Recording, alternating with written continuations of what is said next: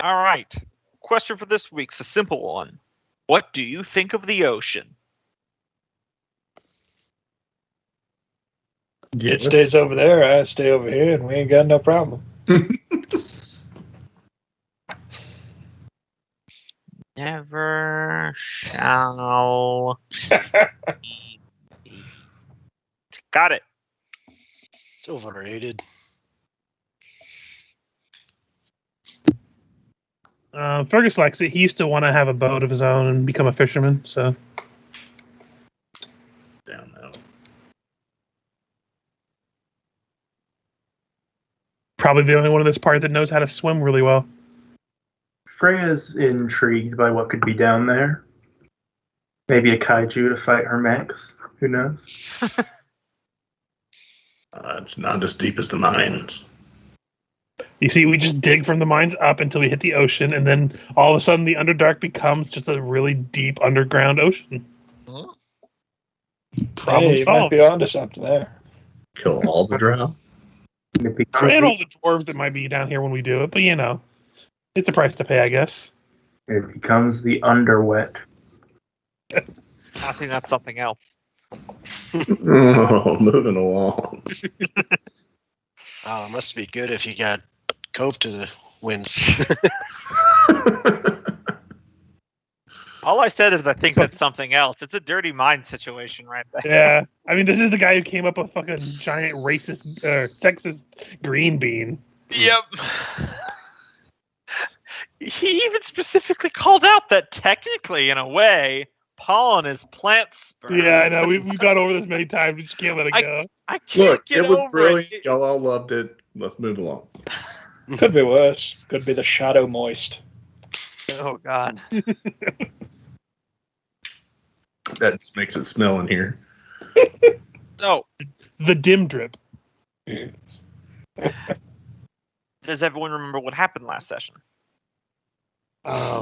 We fought some floor boss before coming up and finding out that the key we found opens up a room with a basically personal inn filled with Minibar. old booze and minibar. Yeah. Found a talking flying helmet that Nolgrim is currently in possession of. Found out the human caused a ruckus. Ran forward and was brought back into this place by the use of Nolgrim. And then Drow came. We had a tense standoff before we communicated via flying bat. And I convinced them to come over and treat with us and urged the group of us to not attack first, only to defend ourselves if we must. At least until they return to their people. And I think we ended with them getting together to march over. We hadn't quite seen what the group of them look like that are coming this way, but I know Nolgrim had asked at the end of the session, but we just hadn't found out yet. Yeah. Which reminds me, Thrum did his primeval awareness, and I was just kind of vague on the number of drow because I hadn't figured it out. I now have an actual number of drow for you. Okay. 27. 21. Damn it. I mean, if you make the 7 look weird, it could be technically count. Listen, if you just drink a lot of booze and then try to ride it, it looks like 27. Exactly. And you're not certain how many lizard folk and orgs are with them, but you do know that when you're in their camp, it looked like those mercenaries outnumbered the drow. Okay.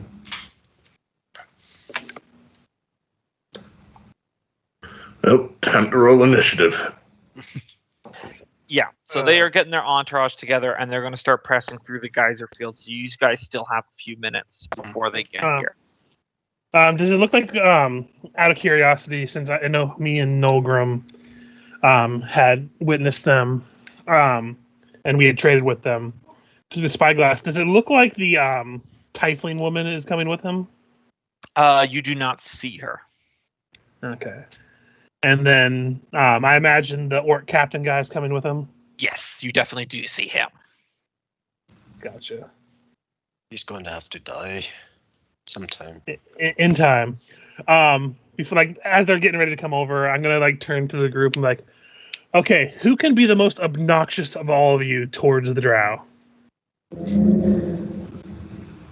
Don't all raise your hands at once. Oh, Like, I'm not sure to not- look at Thrum or Taskill. like to be clear, I'm not asking you to instigate a fight, just to be obnoxious enough to them not wanting to be around you. I mean, Hmm. I think we could give Thrum some more pints of that ale. That should do the trick. By the way, I'd be just in case, Gombo, I'm gonna be saying this where I'm like out of headshot, just in case they can like read lips or something, because my Yeah, character's paranoid. that's fair.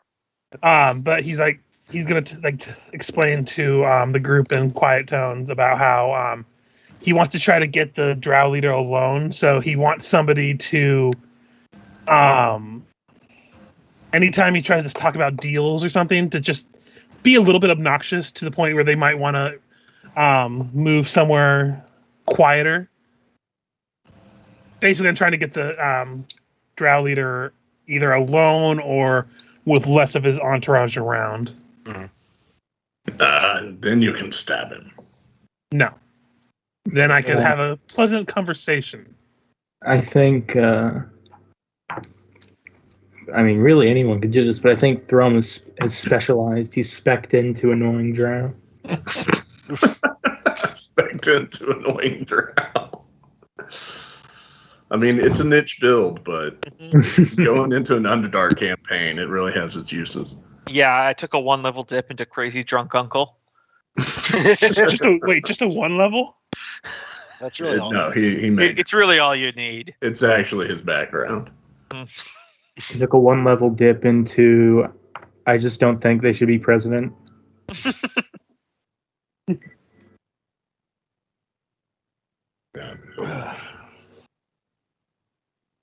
All of a sudden, now I picture Thrum wearing a giant red baseball hat. Well, I'm not saying I have a problem with drow. Yes, I would state that I just want somebody to cause a little bit of an annoyance when we're trying to basically deal, so we could try to get him to separate from the group with just like me and him or something. In essence, Gumbo, this is why I'm trying to get basically assistance towards the diplomacy or deception roll, whichever you want me to roll to. Yeah. Try to get the guy to join me for a glass of some nice tea. Yep. This is probably going to be deception based because I feel like there's like an element of manipulation in here. I mean, mine's the same either way. Yeah, so, yeah. I'm just being levels with you. Both of them for me are +9, so. So what are you thinking on the notion of accepting his offer? I'd like to find out why he's so interested in a mine that's supposed to be relatively empty. And I don't think I'm going to get answers when he's surrounded by his cronies and, let's face it, rather unpleasant company. I kind of eye Thrum really hard. It's pretty clear they just want to take our jobs. Well, if you do accept the offer, whatever it may be or what have you, I would like to say that the orcs over there cannot be part of it. And perhaps if you could have their contract dissolved so that we could mop them up a bit. Especially that one. I'll see what I can do. No promises there because I don't know how we're going to treat with these people, but at the moment, this is more buying time than anything. This is information gathering at the moment. That's fair. Just want to make it known the trinket I want from it. Mm-hmm. So I think that if anyone else had anything they want to go over before they get here, I was just trying to retroactively talk about what the plan was be. When there's a quiet moment, Diego kind of raises his hand a little bit. Mm-hmm. Yeah. Yeah, I apologize for interrupting here, but what are any of you saying? Because you're either speaking Undercommon or Dwarven, and he's got none of that. Okay, I know so I'm the only human in the room, and I might be the only one that uses Common only. So I'm trying to be understanding, but I feel like this might be important. we're trying to not die from the drow and orcs and such, Actually, as that's well as trying to understand why they want this place so bad and are willing to part with the fact that you killed them. Actually, that's a fair point. Nogral starts saying down and ritually casting comprehend languages on himself. Mm. In fact, I can probably do that to multiple people, it looks like. How long do you think it's going to take them, by the way, to get here? Probably another, like, I'll say 5 minutes. Because they have to hustle through the geyser field themselves. Yeah. I made this up just in case things did get violent, but I'll show it to you guys. This is, I didn't want to do a full combat map, but this is a nice little rough sketch I have made of the area outside the mine. Gotcha. So because basically I wanted to do my, if he's done that, do my 1 minute ritual to put alarm on the doorway to see if like anyone invisible comes through, I'll be alerted of it. Gotcha. And I also did make this to scale as well. Gotcha. But I can basically do a 10-foot cube over the hallway that is the entrance. Mm-hmm. So probably put it towards the back where it opens up. So yeah. So for frame reference here, they're kind of all in this area outside the geyser field here, and you're over here inside the mine with the field separated. So if you got aggressive and tried to get through them, you'd be crossing a lot of open ground. And the geysers too. So and the geysers, yeah. Anyway, I'll move you back to the other map, but just letting that be known. Leroy. At least I got chicken.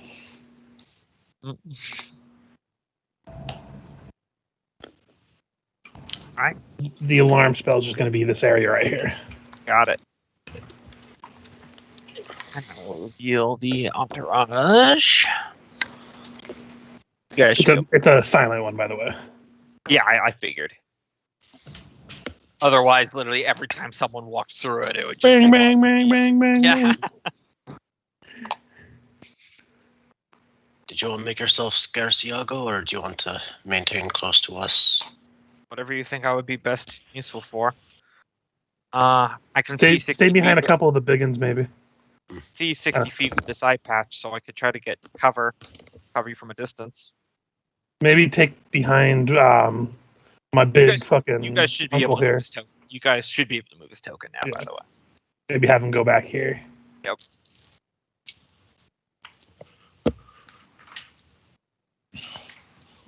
Is he a gun wielder? Yeah, Yes. he Okay. uses just. Can you refresh me on this guy's name, by the way? Like the Oh. drow guy?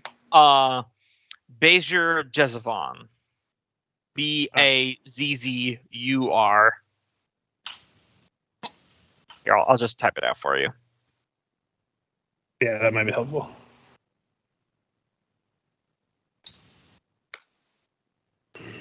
So tempted to use Shatter. Quit it. I mean, it's your call, my friend. I'm not gonna stop you.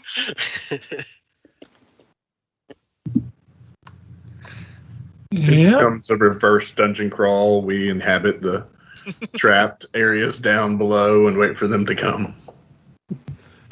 As he approaches, I would wave to him like, "Long time no see. Haven't seen you since our last bit of business." That's our Indeed. pelted orc. Yeah, that's the special orc. He says, "Indeed. Well, before we begin any negotiations, I would just like to start by apologizing." Oh. First. Yes, I would like to apologize for whatever I have done that made you so cautious around us. Last we met, we did business openly and fairly, but now you seem quite intimidated by my IMI band, so I must have done something to cause you great offense to feel that you must be so defensive as this. Alas, it is not your issue so much as you have an entourage that seems to like to parade about the facial hair of our people. It doesn't exactly instill open arms as it is. Kind of motion to the orc that's beside him. Yes, well, Throgdal's choices in fashion are not my choices, I will admit, but in that regard, I don't believe in the terms of racial history any of us here in this conversation can claim ancestrally clean hands. This is true. But I felt it a better arrangement to have you approach us, as you surely outnumber us probably more than I care to admit. And I do have some accommodations here that might make negotiation a little bit more pleasant. Well, I see no reason why we can't negotiate here. I am, as I said in our note, interested in purchasing this mine from you. Sight unseen. He turns to Nilgrim. Would you prefer me to inspect it? Fine. Can at least show you the surface level. Perhaps if you would wish to come in, I assure you that everyone here has been given the stern order to not instigate any combat, though we will defend ourselves if some need arises, as you understand, I'm sure. Give me a deception. Well, I mean, it's true. I've told them not to. You are true that they're not trying to lure them in, but at the same that you're not going to attack him, but you are still trying to lure him into a position in which you would have a social advantage. How did I know that was going to happen? How did I know? Anyway, yeah, go on.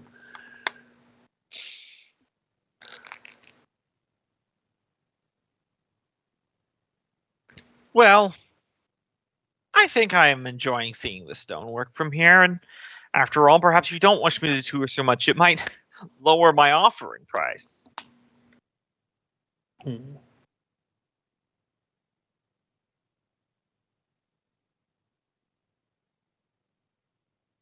Trying to see where I go from here, because I got nothing after a fucking natural. First roll of the day. Yep. Don't worry. It's not all the conversation is downhill from here. You can I have know other things too. If you want, Fergus, you and him could take a stroll outside, and we could keep an eye on the two of you. Let you two talk in private. Here is as good as any. I was hoping to treat him to some elven wine I had and maybe some tea. But if we wish to talk here in arms, that's as well as can be expected. He'll step forward out of the middle of his entourage, separated from them like that. Fergus will go ahead and step forward. There's some trust there, See? Yeah, Fergus isn't brandishing any weapons or anything, and so one must wonder why someone of your standing wishes to purchase a mine that, by all accounts, is fairly run dry. Oh, it is run dry then. Well, I'm sure there's still some interesting things that can be acquired from it. I am a collector of oddities, and many of the nobles back in my home might enjoy paraphernalia. I'm sure I can wring some profit out of it. I'm sure you seem very adept at the mercantile arts, as it is. I would dare say you pinched pretty much every penny we had from the last time we met. Who knows? Perhaps this sale could be a reason to get all that back and more. I'm trying to think of anything else to say, other than the pleasantries exchange at the initial, basically bargaining phase, essentially. Yeah. But I wanted to kind of size up if there's anything I might be able to roll to determine if he seems to be how keen he seems to be on getting this mine. Is it just a casual interest, or does he seem very intent on obtaining it? Kind of. Give me an insight.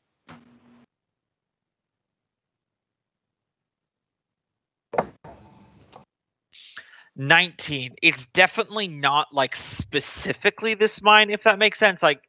You get the impression he did genuinely just learn about this, but regardless of the how I should say contents of the mine, it's one of those businessmen things where it's more about winning, you know? Mm-hmm.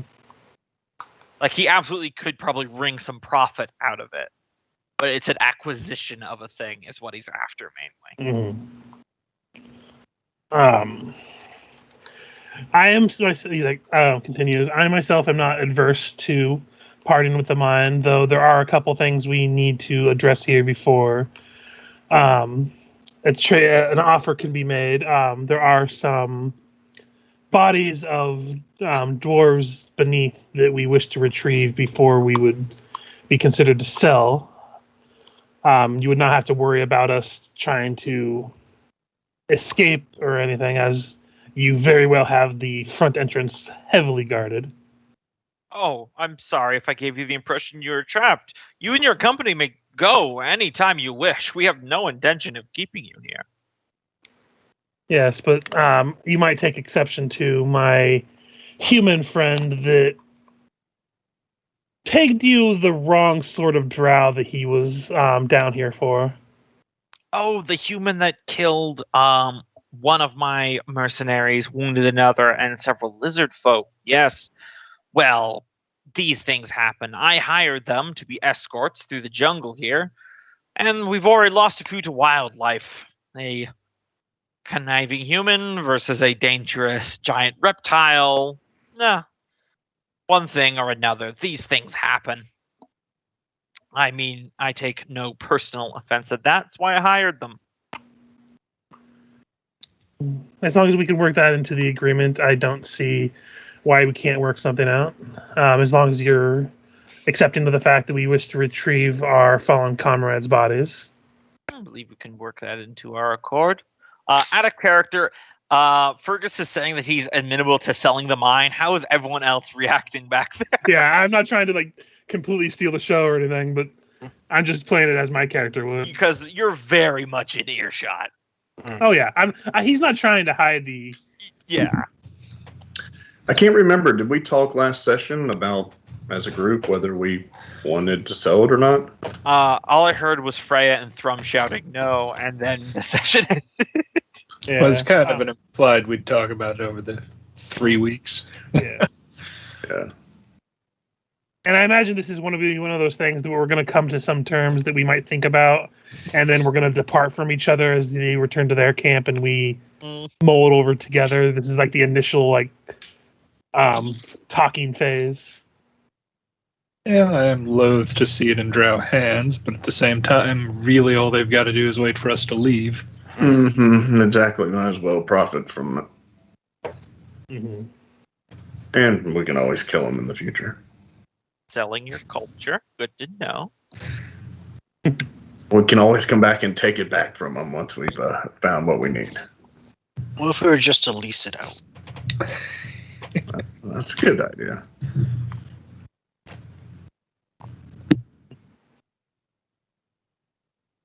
I mean, that is actually a thing we could probably suggest, terms of 100 years or so, that he can take whatever he wants, but after the 100 years, we buy it back to reclaim some ancestral layout or something.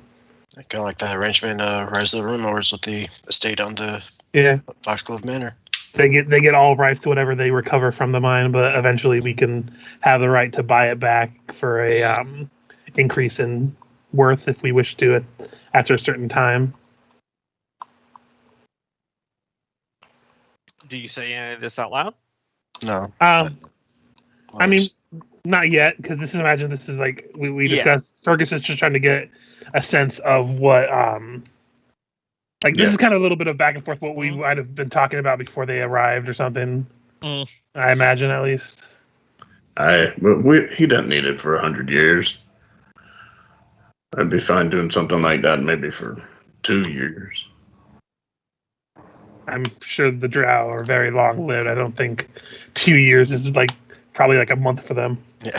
But understanding this guy, he's probably going to just take the easy pickings and then move along to something else. So 2 years could be a long time for him. And then I don't know why we need to buy it back and just revert to us after he's made his profit off of whatever he wants to take. Definitely going to lock that side room and take the key with us, but Aye.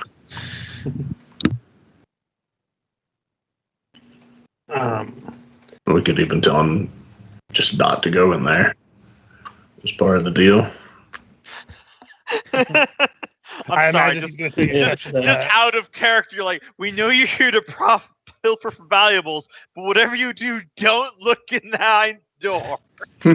I mean, we could show him that room and be like, all right, this is the one place. And I'm sure that they'd have a way to get in there, honestly. It'd take them some time. Like, we could have broken it down over probably many days.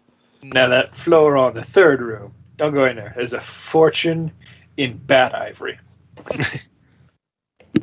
Especially in this one room to the east, that there's a deep hole that is just filled with guano, excellent for growing mushrooms in. That was the werebat room. Mm-hmm. Those are still down there. Yep. But yeah, continuing on with the bargaining, I imagine it'd be a lot of interested, like what he's willing to offer for the mine and Yeah. such. So unless anyone would object to the way Fergus is talking about the idea of selling it, Mhm. I imagine the bargaining will continue. Yeah. He says, well, I'll start off an offer then. How about 3,000? I mean, I imagine Tosco and Nolgrim are trying to develop laser eyes, staring at the Bazzer and the orc back there. But outside that, Can I do another insight to see if that would be like an actually appropriate amount or something? 3,000. What are you going to pay us a gold piece for every year of dwarven history that's in here? I assumed he meant 3,000 diamonds. You don't know necessarily the value of the mine, but it's a common negotiation tactic to start low. Yeah.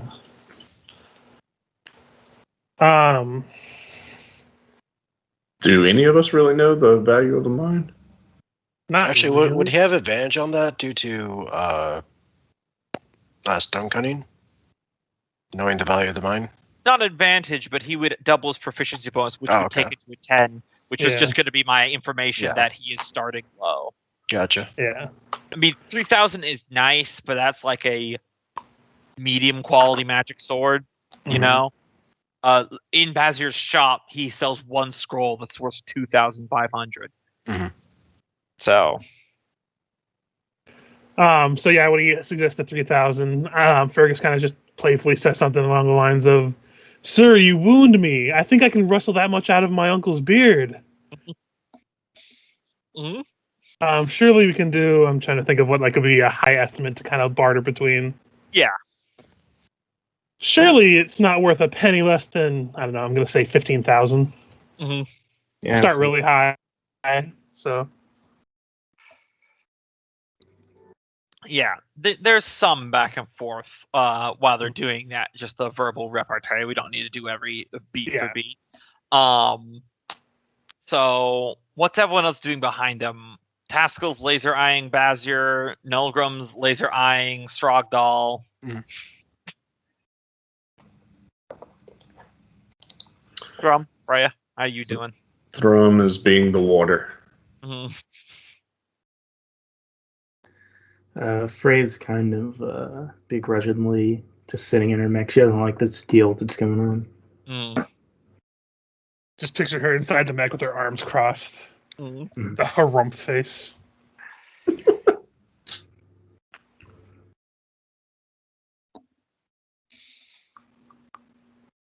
Meanwhile, Ivy and fucking Miku are in there probably just watching the whole thing. Yep. Finally, at one point, Bazir says, "All right, how about this for a somewhat sporting offer? I could not help but notice, as you and I were negotiating, that your relative back there," and he gestures towards Nilgrim, "definitely seems to be somewhat fixated on good Srogdal back there." Well, he is a dwarven man first and foremost, and the appearance of said clothing doesn't exactly agree with him, more so than even the rest of us. Indeed. Tell me, good sir, because he never got Nilgrim's name. Mhm. I could not help but notice a of recognition as you look at my prized mercenary Srogdal back there. Do you have some history or business with him?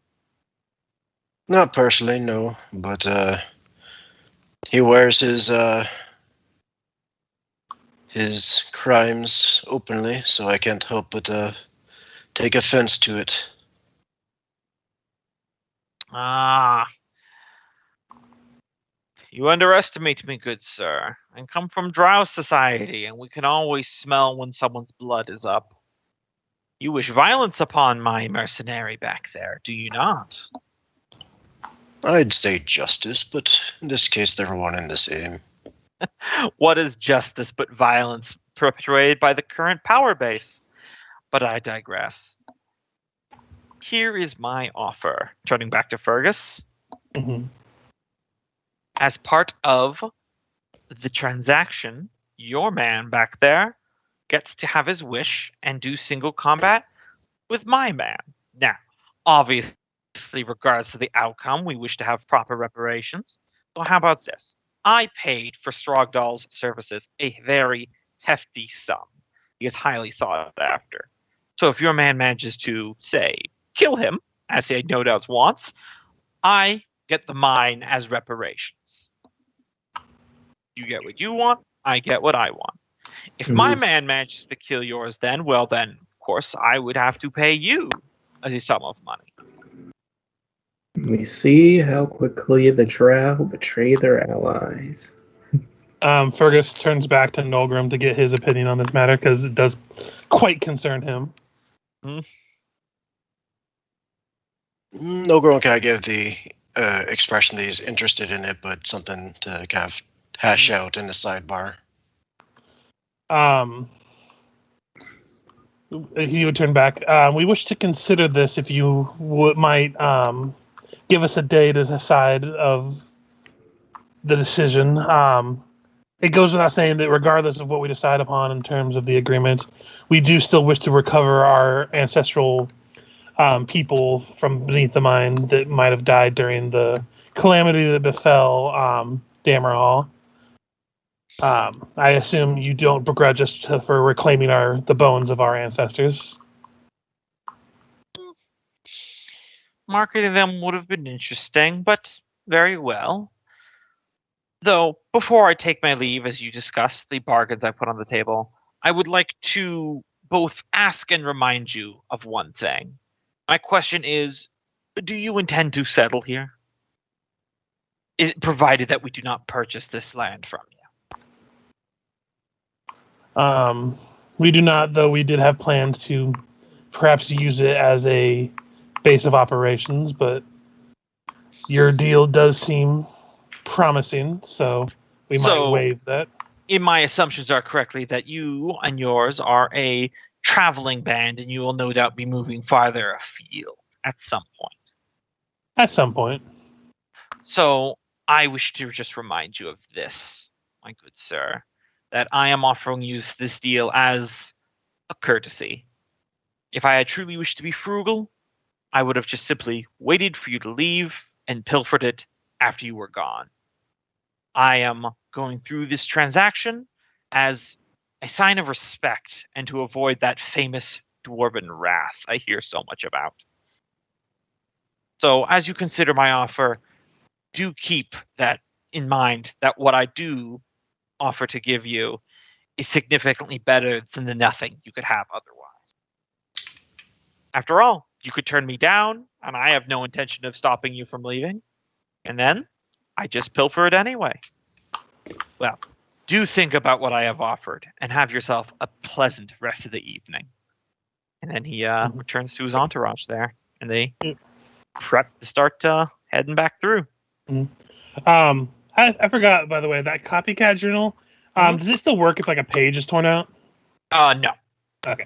I wasn't sure if I could just like give him a page and that could be used until it ran out of space or something. Yeah, he'll come back the next day because you said one day, so he'll just do that. Yep. Merchants are the same no matter where you are, I swear. So that could have gone worse. Ivy says, does kind of sound like he's got us over a barrel, though. Yeah, he does. We either hold up here and try to fight them off as he decides that until he wastes his time with us and just sends everyone at us. We could let Nolgrim engage in single combat with somebody that might kill him. Or we could take the bargain, though. I assume you all are still interested in recovering whatever dwarven remains that are in the bottom chamber, so that's why I led with that. Yeah. We can consider that a service fee for claiming the treasures we find along the way by in the process of clearing out the dangers below. Yeah. Yes, and something tells me that the tiefling woman he travels with might have more than her share of necrotic magic. I don't know, based on experiences we've had so far. So something tells me you guys wouldn't be keen to the idea of a bunch of dwarven zombies or skeletons just parading about in here if we let them have them. Certainly not. And if that one's as famous as he says, he shouldn't be too hard to track down later. Looking at Nolgrim that's a caution, he might be able to take you, or we might be able to find him later and kick his ass as a group. Mm-hmm.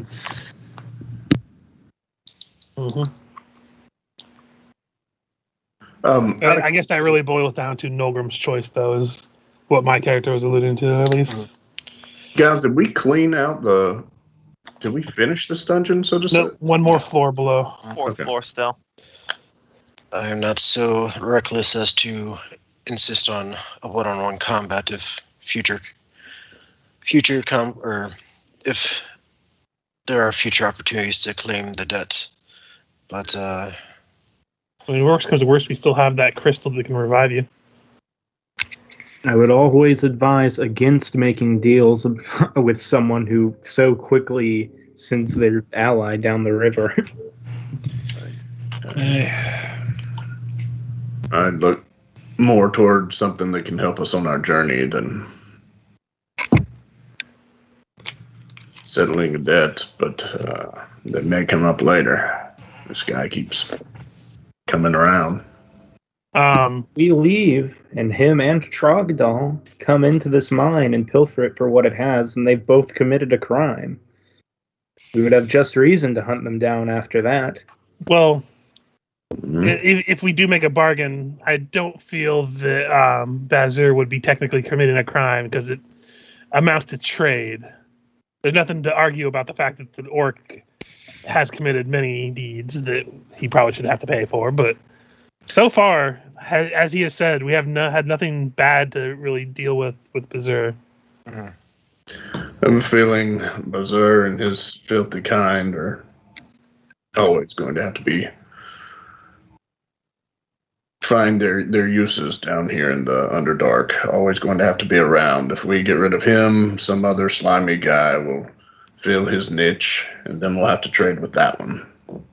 And to be fair, he might be a little bit slimier, as you put it, because, Underdark necessitates such things. But he doesn't strike me much more opportunistic than any other merchant I've dealt with. From what I've seen so far, he seems to be interested primarily in profit, which I'd much rather deal with somebody who I know just wants to profit off of something than wants to manipulate something. Yeah, how high did you get him in gold piece value? We didn't get a final tally at the end there. We were just spitballing at the moment, but what I was going to say is whatever amount he says, we could also talk him out into trading items if we don't want to wish flat gold rate, because I know he has merchandise as well still. Yeah, that's definitely something that probably came up in negotiations as well. Question for you, Fergus. Do the traders you normally talk to send their mercenaries to die in a trade deal? I haven't really dealt with many that would have done that, but I wouldn't put it past most of the ones I've dealt with. I think you're kidding yourself. This guy's a special kind of slimy. That's if he expects his mercenary to die. Yeah. From all accounts, what he talked about paying this man, it was quite a hefty sum, so he probably doesn't assume that he would lose. And if he was to win, that's just one more dwarf he doesn't have to deal with. Mm-hmm. I would argue no, he expects him to lose. Otherwise, he wouldn't be making a profit. Yeah, either way. Think about it. He would have to pay us. We only give him the mine as forfeit if Nolgrim succeeds. He fully expects that orc to die. Mm-hmm. Maybe.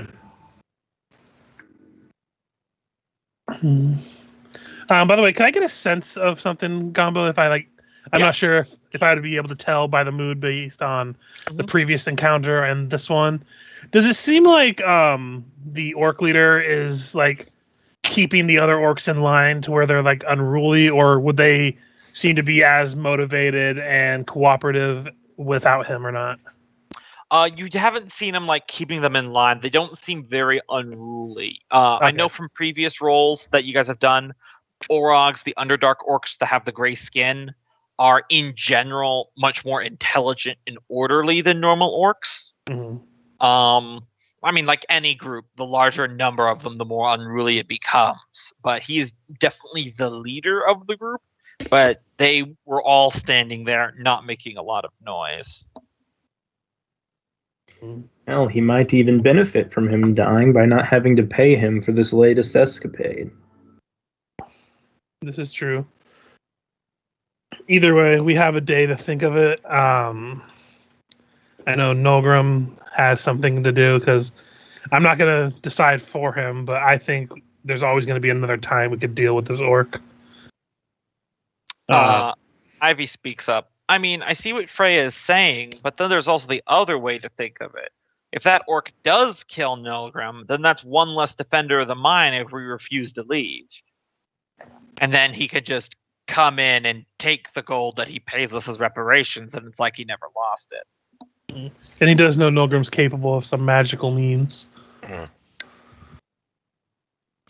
Like I said, I just want to collect the debt in time. It does not need to be now, it does not need to be tomorrow. Just eventually. In ideally more favorable situations. So if you were to ask me right now, I say we collect what we can from the mine, we call their bluff and leave. Should they pilfer the mine, then they will have become enemies of us.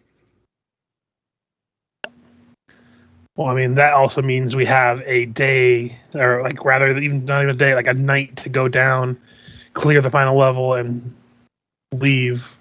Yeah, for gameplay purposes, it's until your next long rest, effectively. Yeah. And who's to say that if we do that now, they might just send somebody when they notice we're not watching the door, or we just don't seem to be present as often, and then they decide to come in here, realize we're not on this first level, and just set a trap for us when we come back up exhausted and battered and beaten from whatever's on the bottom.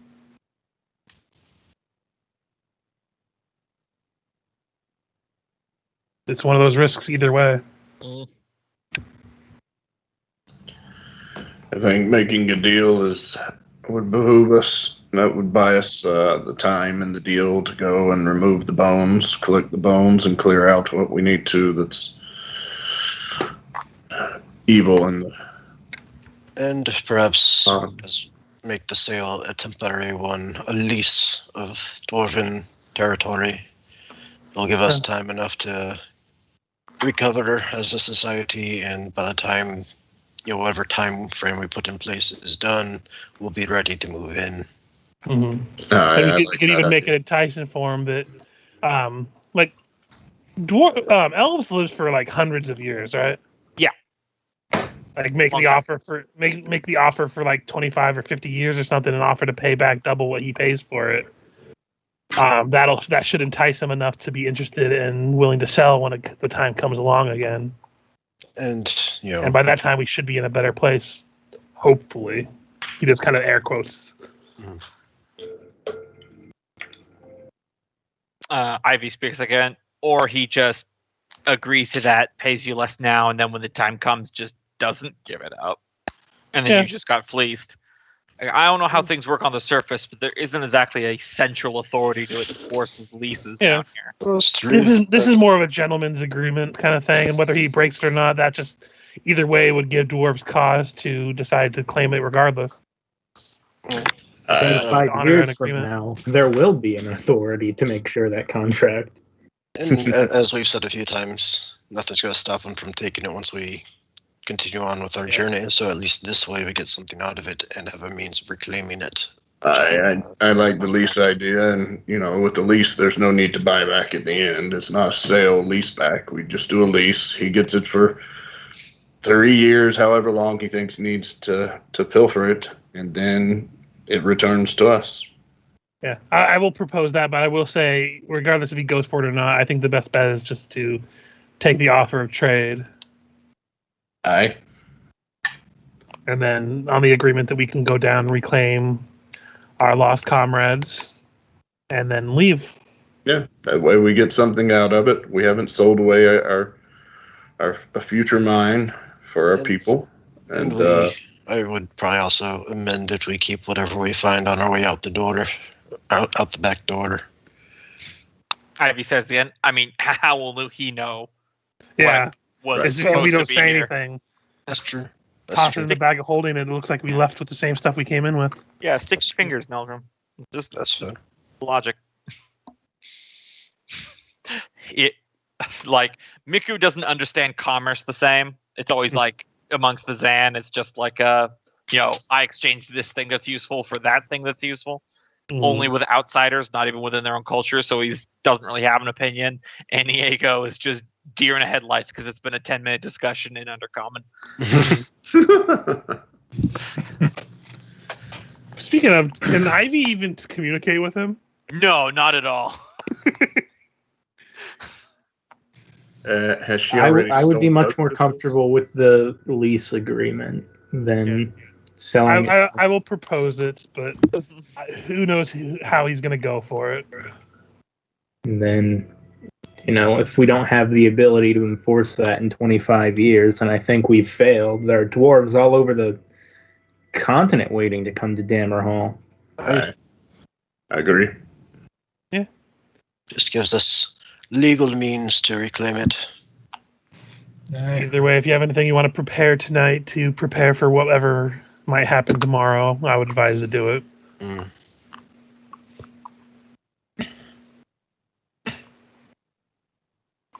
Still unsure of what to do with the challenge.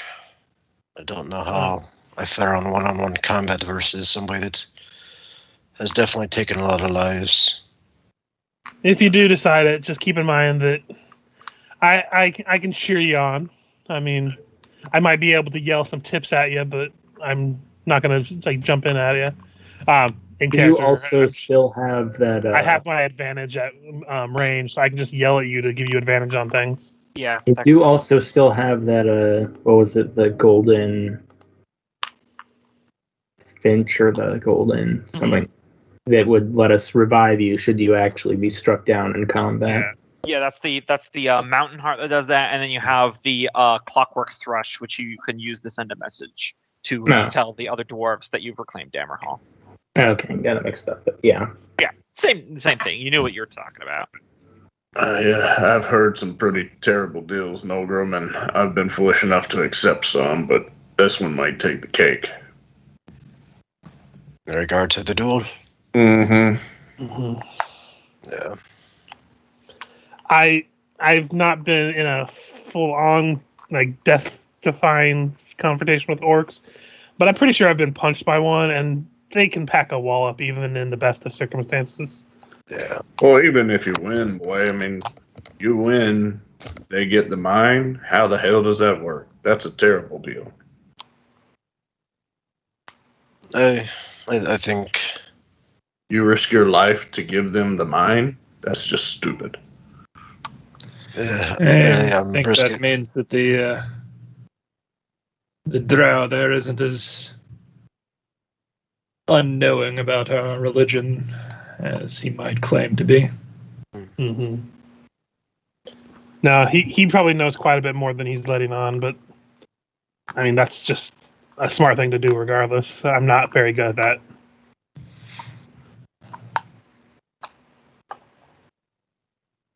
But out of character, if we don't have anything else to talk about, I guess we could probably fast forward to the next day, but I don't know what else we want to discuss.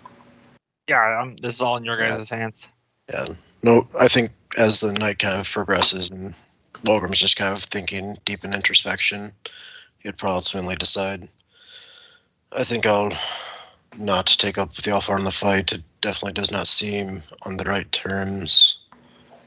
It's really not favorable to it when it comes to dealing in matters such as this.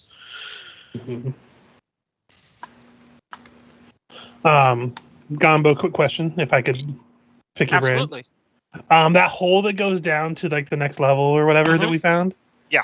Could I like put one of the pittons and on the top and make like a loop on one of my ropes to prepare if in case something goes wrong? I could do like a quick loop around it and like descend quickly. Sure, you absolutely could. Be warned that it is like 100 feet deep.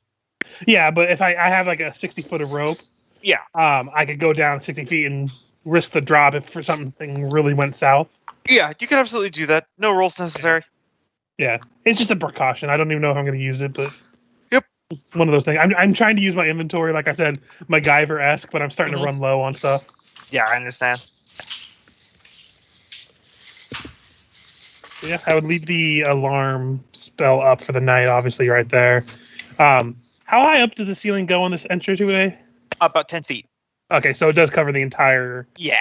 space. So even if they flew for some reason or crawled on the walls Yeah. and stuff. If they're not doing it ornamentation style, most dwarven tunnels are preferred geometric uniformity. Mm-hmm. Because, I mean, a 10-foot by 10-foot corridor is roomy for someone that's 5 feet tall. And as usual, do watches and shifts. I imagine I would do a shift with Iago because I'm probably one of the only ones that would probably speak common to him. Yeah. Because, I mean, everyone else can, except for Ivy and Miku. speak common. Well, Miku has telepathic communication that transcends languages. So yeah, I know. Yeah. If you have your watch with him, Fergus, do you like catch him up on what's going on? Yeah, I would be like, apologize that, we're speaking in Undercommon or Dwarven, and be like, we've been down here a while. We just roll with it. I understand. But I would relay the information we have, what we're basically going to be offering the trade of the mine, but before we do it, we're going to insist that we retrieve the bodies down below. And part of the agreement is that you get to leave here as well alive with us because you're part of our entourage. Like, as long as you promise not to try to shoot them again, which granted that didn't really work so well for you the first time. Well, when I happened upon them, it was 2 drow and a patrol of 4 lizard folk. I had heard stories that drow tend to enslave other non-drow, so I was under the false impression that the lizard folk were enslaved. So I thought if I killed and weakened the 2 drow, then the lizard folk would take the opportunity to turn upon them, and they did not, and instead came after me. It was a misread of the situation. I will clarify something now because I've already had this issue before. Generally, when the drow have actually enslaved things for long enough, they generally are too fearful to react even if you do weaken the drow. We had this issue with some kobolds in the past that we killed all the drow involved and the kobolds didn't want anything to do with us other than were willing to attack us out of fear for their lives. So, plan would work normally, not so much down here. So just be warned. Learn the hard way. Also, if you're concerned about them attacking the mine, I don't think you have to be worried about that. They won't attack the mine. I'm a soldier by profession, so I have an understanding of battle tactics and these kind of things. Choke points, right? Well, not just that. They might have enough bodies to wear down the choke point. But the fact of the matter is unless there's another way out of here, if they were intent upon stop killing us, they would just wait for us to leave. They have longbows and a frontward defensive line of lizard folk and orc. They would just pin us in at the geyser field and rain arrows down upon us. Even if individually we were superior combatants, just holding action would kill us. There's no reason for them to gamble by an attack. Mm-hmm. Yeah, that's a concern that we have to put off probably for another day or so, because they can outlast. Well, I say they can outlast us. He kind of thinks to himself about Taskell and his magical food creation, but doesn't really say that out loud at the moment. Yeah. So we're doing the best we can with the situation, but if that comes to pass, we might just have to make a retreat if they try to attack us on our way out of the geyser fields, but find our way back in. This is during their watch, so you know. Oh, okay. Gotcha. If there's nothing else, we can all reconvene the next morning. Mm-hmm. I do the funny thing of introducing Ivy and Iago again, making sure that they can't understand each other and just watch the hilarity. You're terrible. And do the equivalent of when they try to have me translate to each other, just be like, okay. Mm-hmm. Oh man. So the looks like the Badger and his entourage are going to begin making their way through the geyser field again.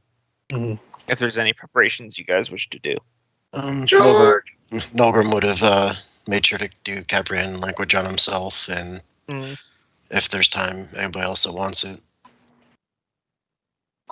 Takes 10 minutes to cast, and it's good for an hour, so. What is it? Caprian languages. Oh, gotcha. I mean, I'll take it. I think I speak most of what they speak, but I don't speak Orc if I hear something they say, so. Okay. So I'll take it, too, if you're offering. Yep. All right.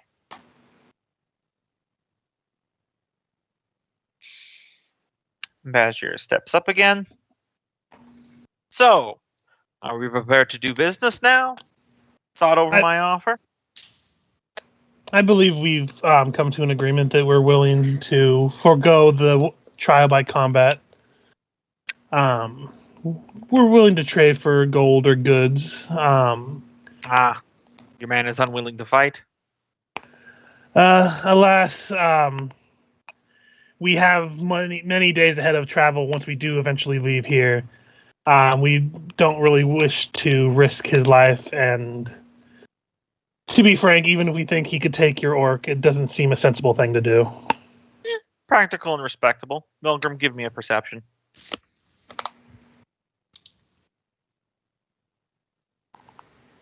Perception there. Never mind. You can't really argue anything with the 0. Right. Nope. You hear nothing. He's busy cleaning out his ears. Yeah, you just see Srogdal lean over and his mouth move as he just says something to the orc next to him. Yeah, the orc kind of laughs. I mean, we can understand that with comprehend languages. Yeah, but you don't hear it, is what he says. Gotcha. There's a difference between that person's talking and I can perfectly read lips from 40 feet away. Mm-hmm. Until you get that feed anyway. Yes, exactly.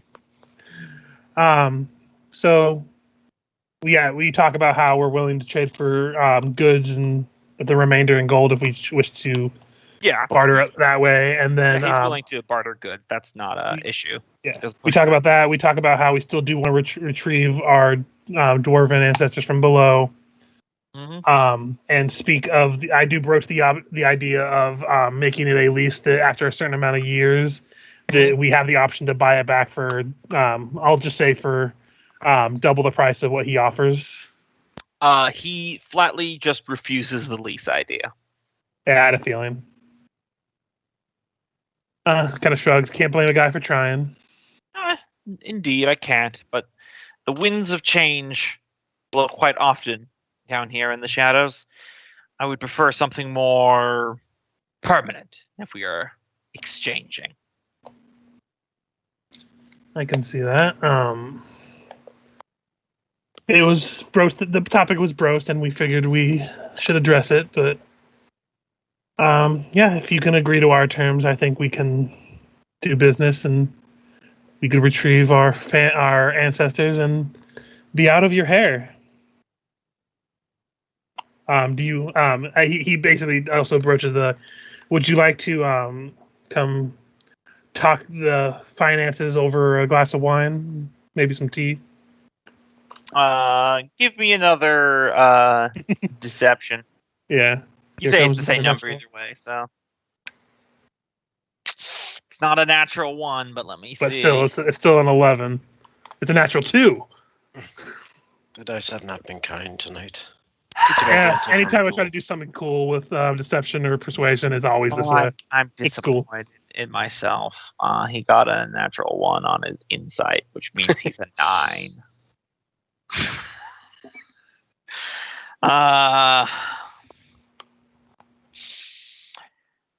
Very well. He's feeling pretty good about himself.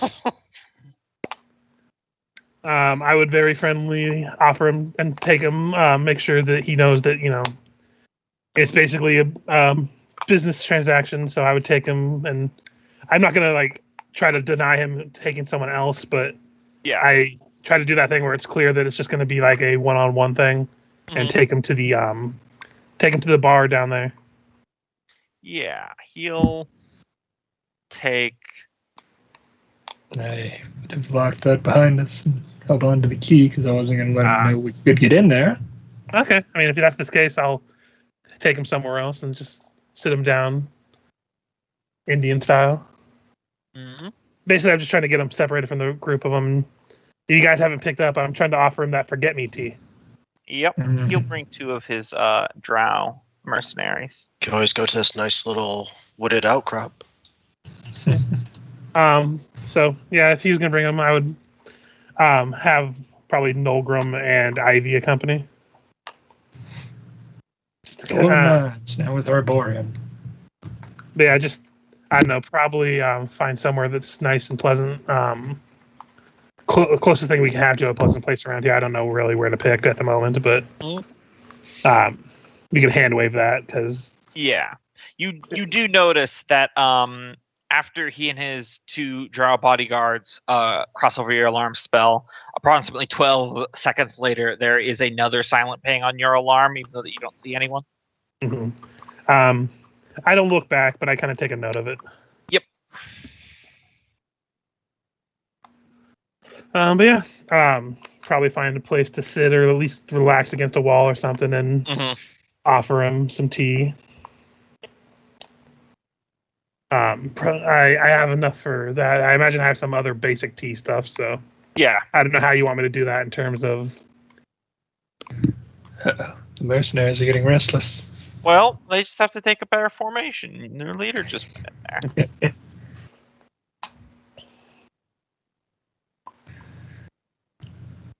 Yeah, we don't need to go over okay, roll 1d20 to see how well you steep the tea. Yeah. All right. What you need to do is you need to go to your TV and plug in the latest version of Cooking Mama. Let me know how you do in an hour. Sucks. I don't have Cooking Mama. Quick, someone pretend to be Gordon Ramsay. But yeah, it's just really whether he drinks it or not is really what I'm waiting for. I would offer just normal tea to his henchmen as well. Let me see here. What are you drinking? I would be drinking tea. I would have some regular tea as well. I have those herbs that are technically used for healing potions. I was just going to use to make normal tea, Yeah, that's fair. and have the other tea as well. Just kind of look like I'm putting it out and hand it to each of them. Mm-hmm. So, are you offering him the forget me tea, or are you? I am. You are? Okay, Yeah. but you're selecting a different tea. Yeah. He politely declines and asks for the other tea. That's fine. I would oblige. Go ahead and roll me an insight. Yep.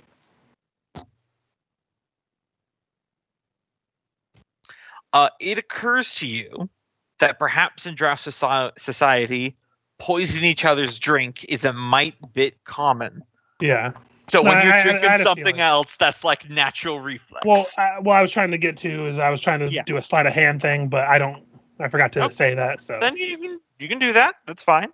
It's not going to go great, but let me see. My sleight of hand's not terrible. All right, what's his? Do you have any rerolls?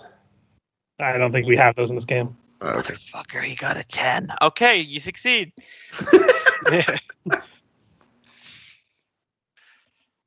Okay, so while it's taking effect, I would wait for it to basically, take effect, exchange some small talk and everything, and ask him how his travels have been, yada yada, until I can safely assume that it's taken effect.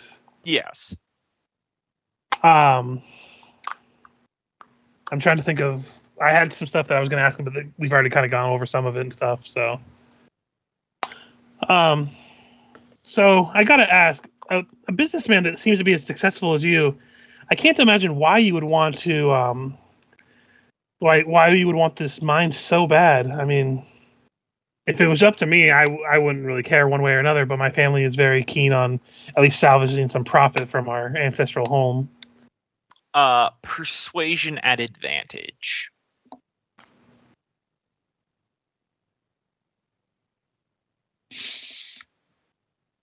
The forget me tea has made him more talkative and pliable as its effect. He says, prestige, mostly. House Jezavon, back in my home, is famed for its many traveling merchants. Being able to acquire such a spectacle of a dwarven mine from dwarves, nonetheless, would be quite the boon to my reputation amongst my house. It is difficult for a male drow to attain high stat place within drow society. Yes, I do remember hearing and seeing some witnessing of. It's a very matriarchal society. Yes. Oh yes, most definitely. How high ranking are you in your family? Are you? I imagine if you're traveling, you're not like one of the upper crust of your clan. I am upwardsly mobile. I started low amongst the soldierry and been moving my way up underneath my guile and merit. Well, I This must say expedition was meant to turn me a profit. You seem to be doing a successful job on turning a profit, if I must say so myself. Thank you. I hope, despite the late unpleasantness, you don't feel too much hatred towards the dwarves. I know that our races don't have the best of standing with each other, but I am not trying to restart a race war.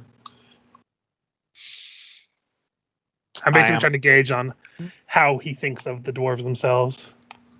I am hardly one to be able to decide anything of that matter.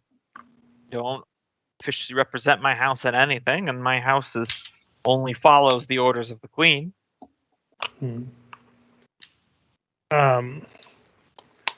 So I'm going to say it out of character because I don't know how I would word it, but I know Fergus would probably word it better than I do. And basically ask him what his personal opinion of dwarves are, kind of get a sense of what kind of angle he's coming at a lot of these from. Another persuasion at advantage. Yeah.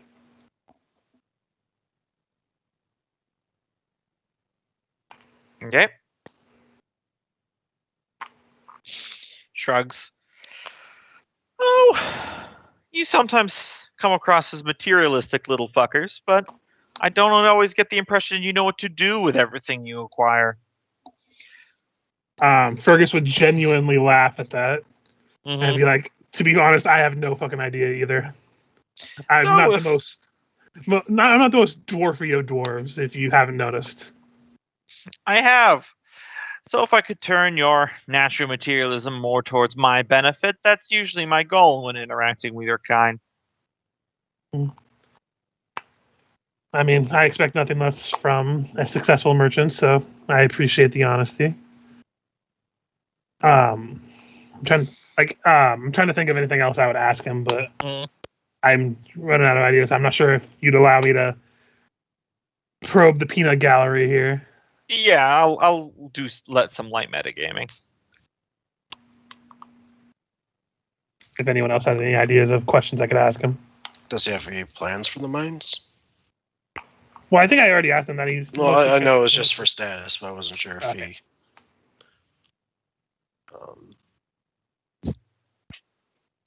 I know, but would that go hand in hand with what I already asked him? Basically go hand in hand, yeah. Yeah. As I said, he will try to find something to wean profit out of it, but it's with the sheer status of buying. It's mostly a statement. As he said, dwarves are famous for just holding on to everything. Mhm. So to be like that guy that's like, I freaking intimidated and bought dwarves out of their ancestral property. That's how good I am. Which, I mean, is what he's getting from you. So. Yeah.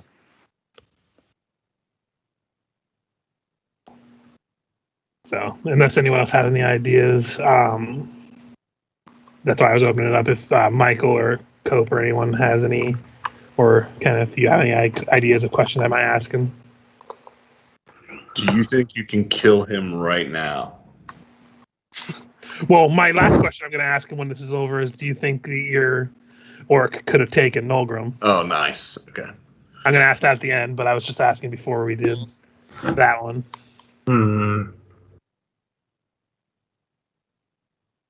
Like I said, it was just like a light metagame because, again, I'm trying to think of what my character would ask and stuff, but I'm not the smartest individual, so.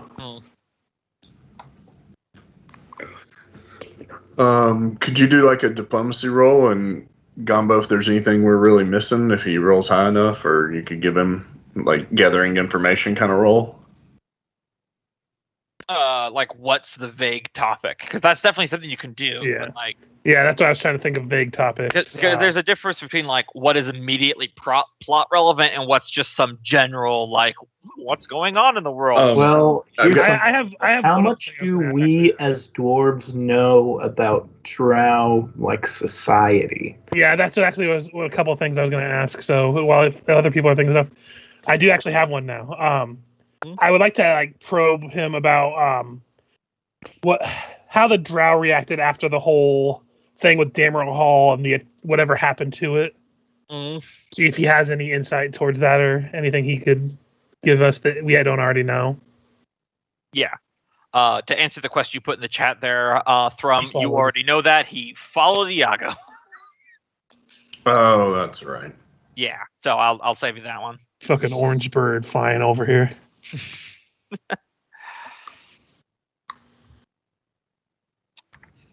Yeah, ask him how like the drow like civilization down here fared after the fall of Dammerhall and if whatever happened there affected them.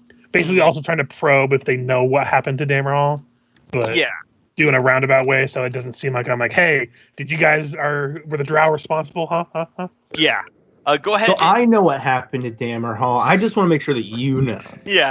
Go ahead and give me a persuasion. He's going to talk about it all, but it's just like how much he says, you know? Okay, yeah, it's very high. Right. Could you sign your name here at the bottom of this document that isn't anything other than a confession? Yes. and a release form? God.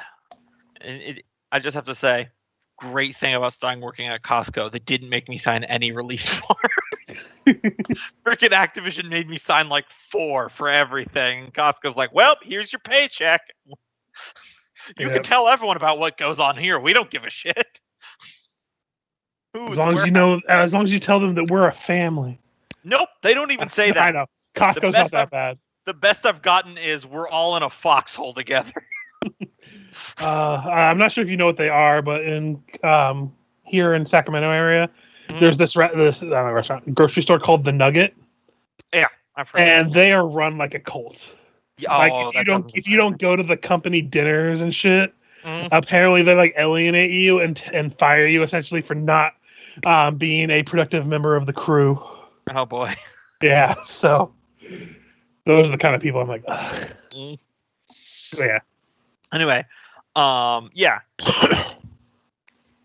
So he says, "Oh, took a long time wondering why your people in Dammerhall went quiet, but when it became clear from surface spies that your city had been lost somehow, there was great revelry in the streets of Tariasis. Tariasis, however I spelled the Drow city. Taaryssia.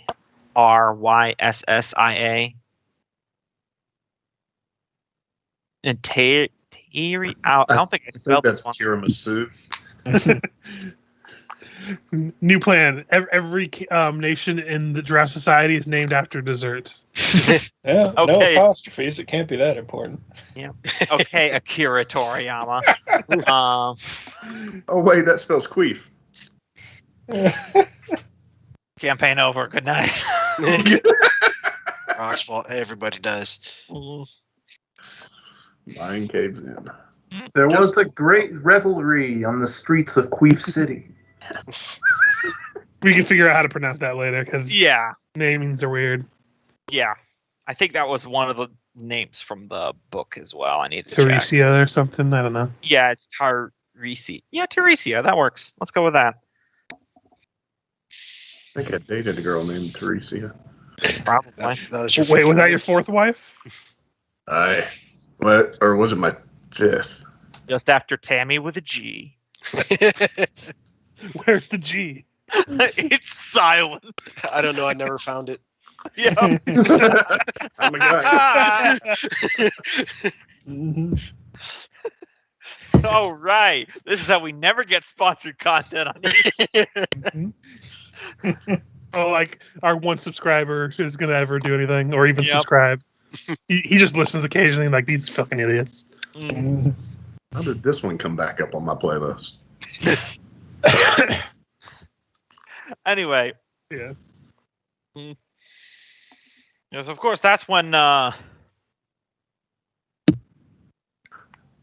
Queen Zandra Undoid began consolidating her power once the obvious enemies were gone, and trying to bring other houses in line.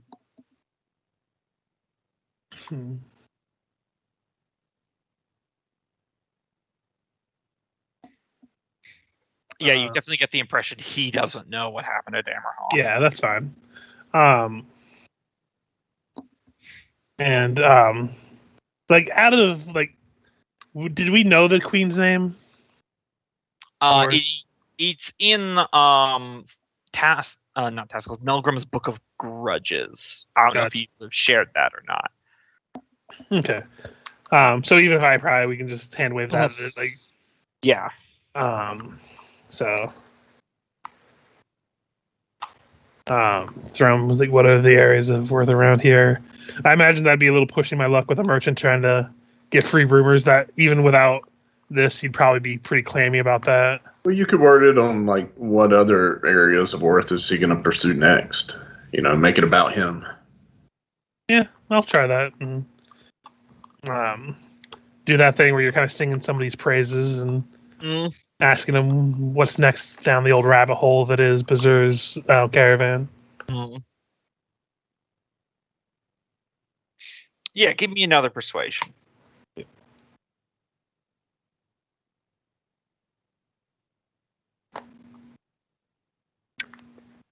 And he goes, I'm glad you asked. You see, here, once I've acquired further enough profit, I plan on returning home. And from there, I'm going to return to my house. And as he says that, just from nothingness, the tiefling appears Mhm. next to him and says, "All right, that's enough," and puts a hand on his shoulder and just dimension doors them both away. Oh man, it's good to have a wingman that'll sweep you away when you get too drunk. Kind of blinks at that and then turns back to his gentleman like, I think your lord left without you. It is most likely because Leary thought you were doing something untoward towards him. I'm sure when he comes back to his senses, this will affect the negotiations. We will take our leave now. Well, have a pleasant day. Good day, groundling. And they're heading out. Yep. That went smoothly. Could have gone worse. Could have gone better. Could have gone worse. Well, if he tries to complain, just say, I thought this was common in dwarven culture. Well, to be fair, he might not remember it, so. Huh? I'm saying this after they leave, by the way. Yeah. Yeah. As they're like marshaling up in the tunnels to leave, Strogdal comes over to one of the two drow.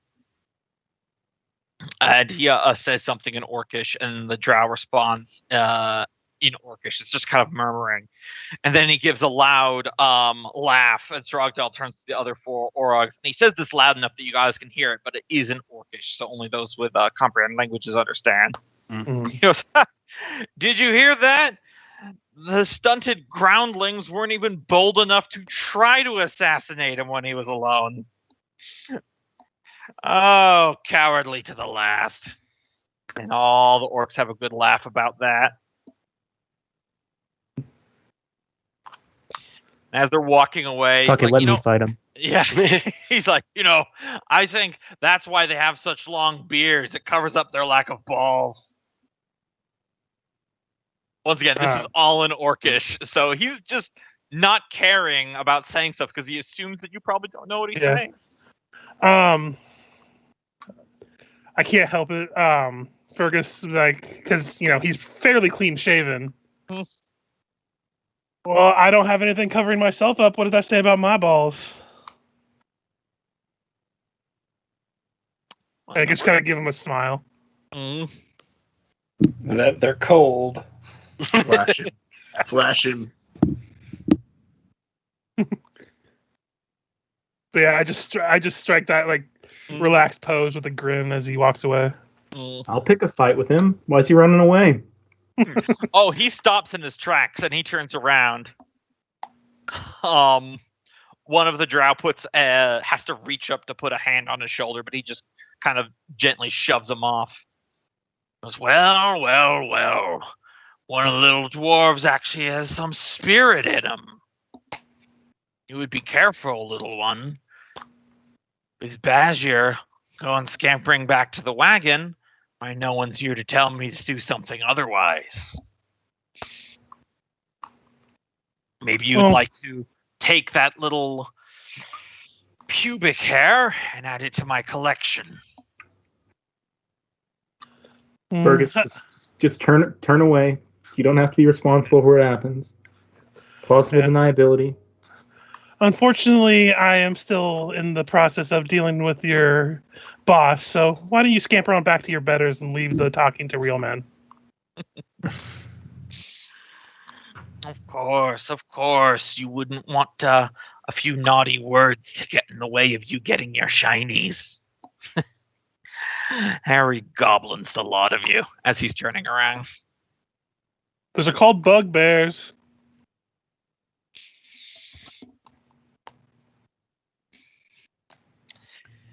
He's going to rejoin the group. Yep. Anyone gonna do it? Yet. I can still catch him. I'm not. I was just trying to taunt him. I'm not trying to probe him into actually open war here. Nolgrim eases back on the Eldritch Blast. Is about ready to throw.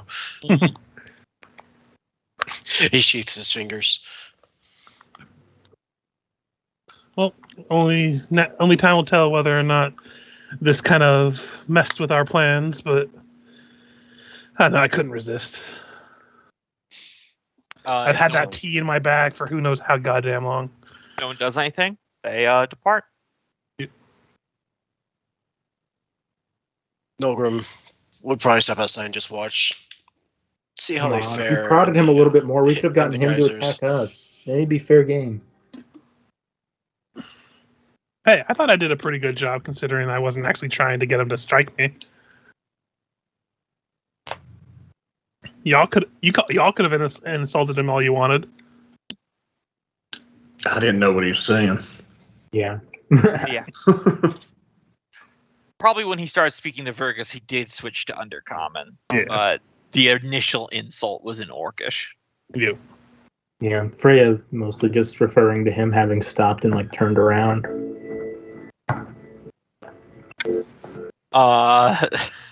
So Iago steps back out and goes, so did that go poorly or good? About a little bit of each. So what's the plan from here? We'll wait to see if this really royally fucked our plans, and if it hadn't, maybe, things will proceed as well. He might need to come down a little bit. I did use an extra steeping of that forget-me tea.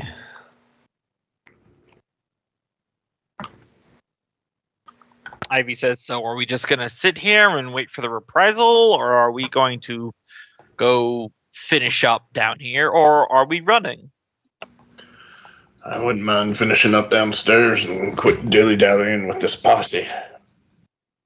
My only concern is that they might try to attack us, but if you all wish to proceed downward, we can take that into consideration at least. Miku releases spores and says, we could always leave some here to keep watch, just in case. We know the layout of these underground tunnels. If they come in force, it is likely that we could avoid them long enough to deliver a message back to the group. Alright, that works for me. Let them attack us. We have an advantage inside of the mine. And I think if we don't sell it to them, we have a right to take it back once we have the force to do so. Indeed. Well, Ivy's probably best to stay up here as she can keep out of sight and get away quicker than anybody else. We'll leave the reinforced doors unbarred so you could slip away and bar them behind you, make them have to work to catch up. Trust Miku. Iago, I think you probably should come with us. The sight of you alone might just make you a too tantalizing of a target. That's fair. Ivy says, I would prefer not to be up here by myself if I can. Safety in numbers. Well, we were going to leave Miku up here with you, at least. Okay, that's fine then. Also, he can communicate with you silently, so that also might be a good way to keep an ear out. Also true. And if they decide to just come in here in droves, just come running. You're quick. Out of curiosity, do we have anything to keep a invisible infiltrator from sneaking through while we are away? I have my alarm here, but I can make it audible. That'll be something. What is this mine called? The Rocknose Mine. Okay, so I'm going to make the alarm say, welcome to the Rocknose Mine, every time someone crosses it. Bing bong. Yep. So, Ivy, if you hear that and you don't see anybody, that means somebody came in that you can't see. All right, good to know. It should last for a good 8 hours. We should be back before then. Got to update the day tracker because it's been another day. Hold on 1 second. There's really no reason to do this other than that I want to be able to, like, when you guys finally reclaim Dammerhall, say, like, the journey took this long. Mm. You've been lost for 11 years. Because it's currently been 259 days. It's currently been 259 years. All right. So Yep, you I guys guess we're gonna going down. head back down. All right. Yeah, and this time we're taking Iago, I imagine. Then so. I see Iago or Iago. I see Iago because it's the same spelling as the name that was Yeah. in Aladdin for the Mhm. bird. Okay, that's fine. I didn't know. I used a random name generator, and I just like the look of it. Mhm. Anyways, let's go. If it's one thing I've learned from some Star Wars movies is that monosyllable names are always like the snappiest. You know, Mhm. I mean, it was Han Solo, Luke. You know, it's mostly straightforward stuff. Yeah, I try to avoid too much really weird names. Yeah, unless I am intentionally making a joke that someone's name is super weird. Like I had a Fae character that they met in a different campaign who had like he was Lord, and then it was like 8 words, and each one was 5 to 6 syllables, just to make you go, "Oh God, there's no way I can remember that." And if you don't get it right, he refuses to talk to you. It's always hilarious because then when I wrote it down for them in the Discord chat, and then whenever they try to be formal with them, they pull it up, and I just get to watch 4 people just completely word vomit for like 5 minutes. Or alternatively, you have to know its true name to defeat it, but its true name is so hard to pronounce that no one can do it. Gumbo, a couple questions about Iago. Yes. It says gun upgrades minor blade and black powder crosshairs.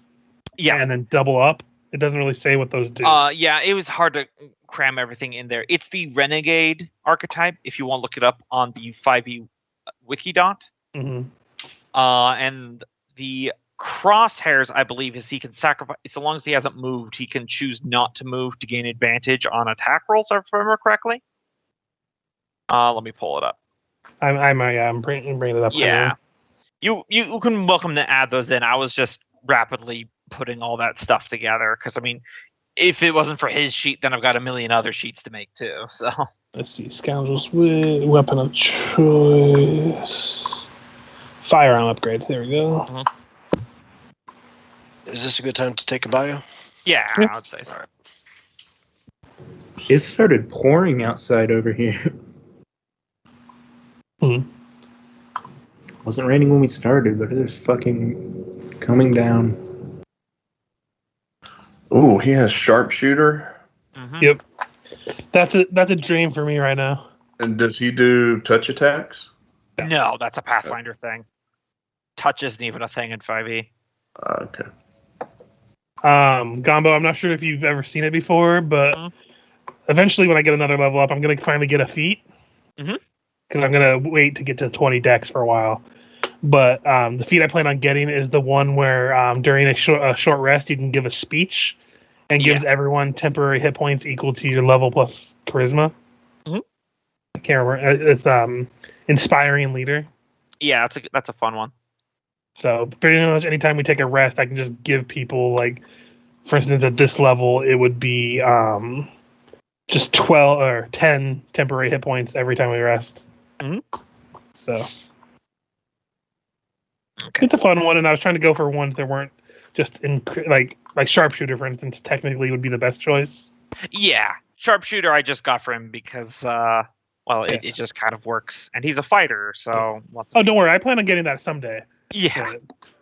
You can't be an archer and not go for sharpshooter eventually. Right, and I also needed to sell on the fact that he was good enough to survive down here by himself for like a month. So, all right, hold on, I'll be right back. No worries.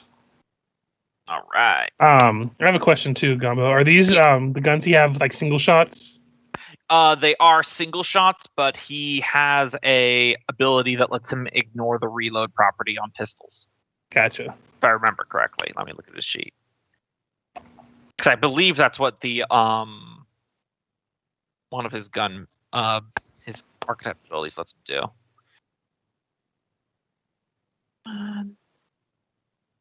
Roll 20 lets me see the sheet, not just show me a blank white handout. Um, There we go.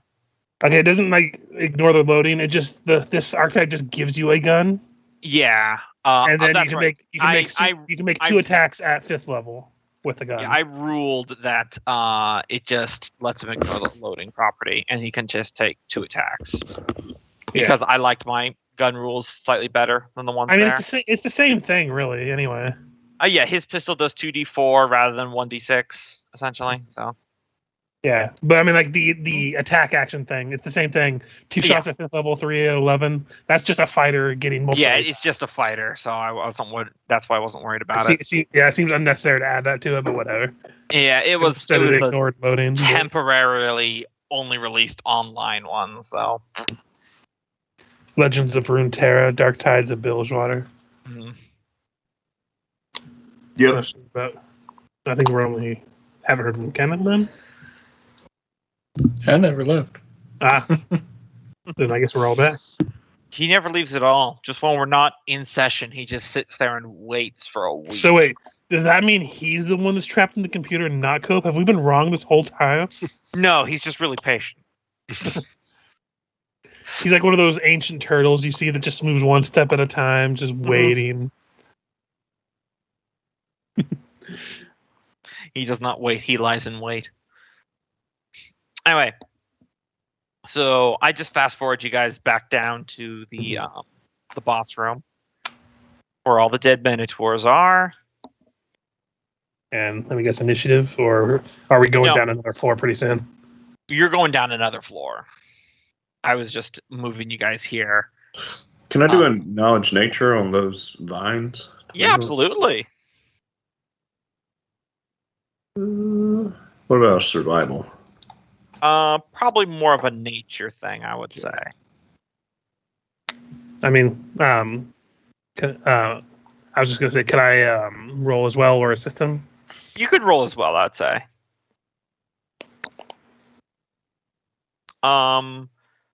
Yeah, so the information both Thrum and Fergus gets from these is that these are a kind of variety of vines and ivy traditionally found on like the surface in forests, a lot like the elven forest outside. However, they are not traditionally this pigmentation. Because to remind you guys, though these are normal vines and ivy, the collection makes it look like splattered gore or exposed flesh. Like the color of the vines very much reminds you of like veins inside skin. With a 23 on nature, it's not too hard to assume that some sort of magical force has mutated or tainted them. It doesn't look like they're any extra active or different than a normal variety, but they would definitely not grow underground here if there wasn't a magical component going on. I'm gonna cut one and see if it bleeds. It does not. Okay. Just didn't know if it was just feeding off of dead bodies for ages, and that was how it, I don't know, got its energy instead of the sun. Yeah, it is how fungus do it. I kind of step to this door and do an investigation on this room. At this point, Nolgrim will go ahead and upcast Armor of Agathis. All right. 15 on investigation. Yeah. It's the stairs are going down. As I said before, there's a palpable sense of dread coming up from the stairs. So whatever is the source of the evil in the mine is down there. With a 15, you are like 95% certain these vines are not going to animate and attack you as you step in there. So good news, whatever's going to try to kill us is probably on the bottom, not up here. So Yeah, I much prefer a straight fight with evil than trying to strike a bargain with some crafty drow. I'd much rather be on a boat, but I'm stuck down here with y'all. On a boat. I won't even ask. You've been on a boat. I think that's like the submarine we had, but like it doesn't go underwater, so it's less. No, I know. Or you know, the actual foldable boat we have. Damn it, boy! I know what a boat is. I was just, what real dwarf would want to be on a boat and in a mine defeating evil? That's Character. who has 2 thumbs and doesn't want to be down here killing evil? This guy. All right. New future character goal for myself: get swallowed and then activate a folding boat inside the stomach. By the way, as far as until I say otherwise, Fergus is doing an effort to speak in common to make it easy for Iago. Fair enough. All right. Do you guys wish to descend? Yep. Yeah. All right. I mage armor up, so AC goes Here to up a play, little. man. Before you start putting stuff on your tokens, I'll move you to the new map. Yeah, I already had adjusted it a minute ago. I just wanted to vocally say it. And I do know the helmet said that this is the slightly more open level, so. Mm-hmm.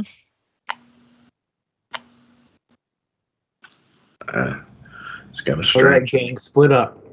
strange beauty with these vines all about. You come down here, and it's a little difficult to portray effectively on a combat map without being completely unreadable. But what this place is it looks like it's got more of those high pillars going 100 feet up, like on the first floor. But it's absolutely wreathed in vines and brambles and ivy and everything. It's like you're in the middle of a jungle. It's thick foliage everywhere. You know, And one nice thing All about the color of gore.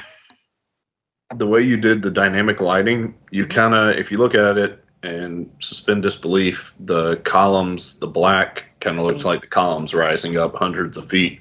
Yeah, isn't that cool? I do like that.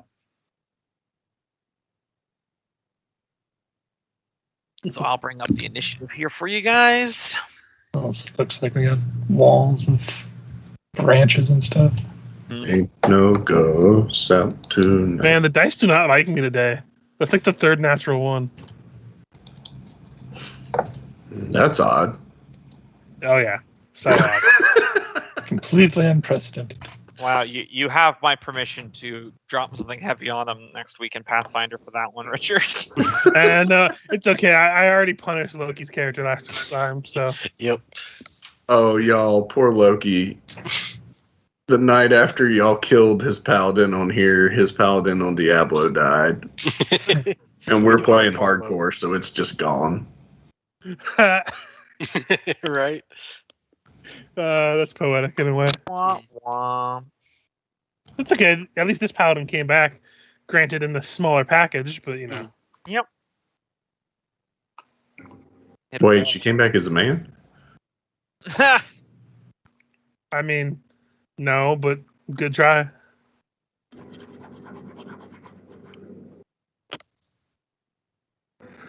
I think we're on the turn order.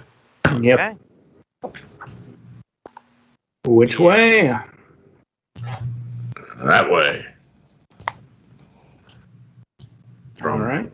Definitely points that way. It's 30 feet. I see. Is this a wall right here? Yeah, that is a collection of vines and brambles and sorted together wood that's thick enough that you cannot see or pass through it. All right, straight down or to the side. Spread out and see what we see in the hall. All right. Cue the Scooby-Doo BGM. Oh, fun fact about Scooby-Doo. Someone drives around town here in a van of the Mystery Machine, and it is to a T exactly what it looked like in the show. Nice. That's my turn, Gumbo. I would send you a picture, but I feel bad for him, and it might get on the internet or something. But my little nephew had the Harry Potter haircut, but he let it just keep going like longer and longer. And last time I saw a picture of him, I was like, "Wow, he's gone from Harry Potter to crap. What's the name of the girl in Scooby-Doo? Thelma? Thelma. He's gone from Harry Potter to Thelma." And everybody that I texted was like, "Damn, that is so true." It was really bad.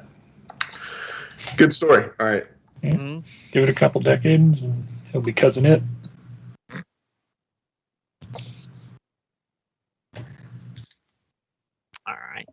and then defense. Okay, dodge action. Dodge action. Thank you. Sorry. It's been a while. It feels like it's been a while. Yeah, no problem. Did these things that I've walked past look alive at all? I mean, as alive as any plant. They are very, very, very slowly moving. Plant wise, it's quick, but it's one of those things where if it tried to reach out for you, you would have 15 minutes to move. All right. Careful of these plant creatures. They're moving. They've got some kind of mobility.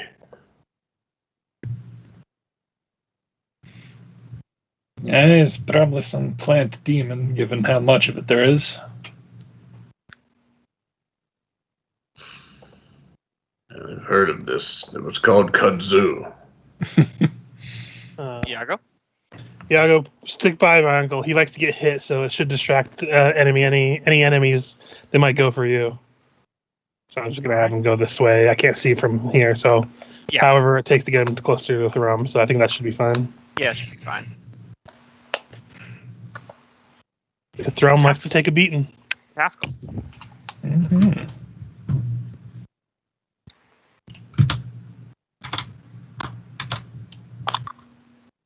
That way.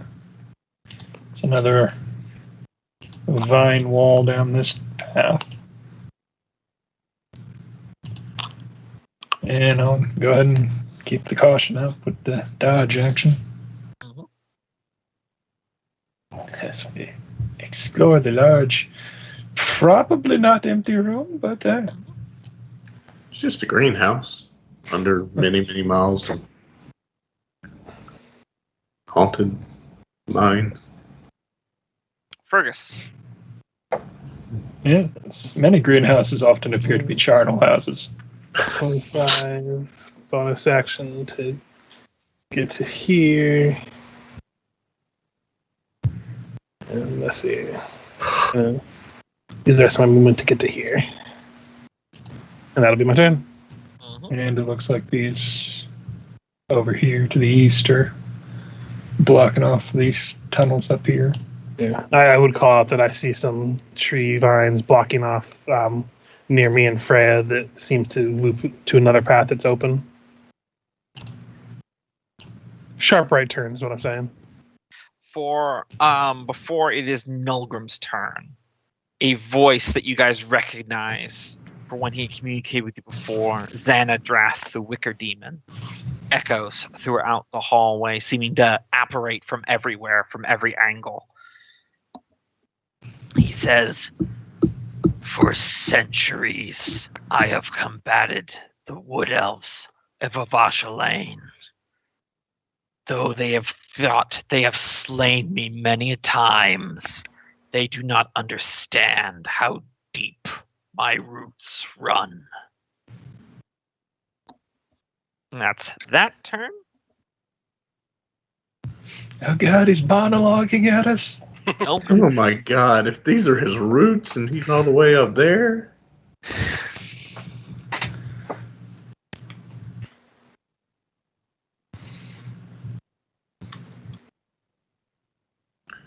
When he says roots, do you think he's being literal or figurative? As Thrum steps over a root. Right. Double move, so that's where I'm at. Okay.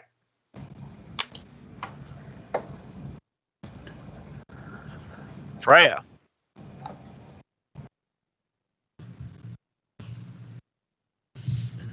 Okay.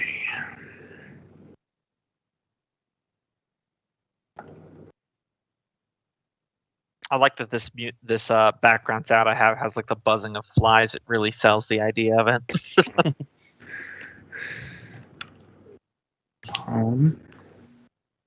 You want to check up here, Fergus? Or did we hear that coming from somewhere? This way up here just leads to the path that we were just on. It I does. saw Taskell head in that direction. Maybe down this way. Looks like there's a path open this way. All right. Clunk, clunk, clunk. Yeah. I'm not even going to bother rolling stealth with two people who go giant in the party. Squish as many vines as you can.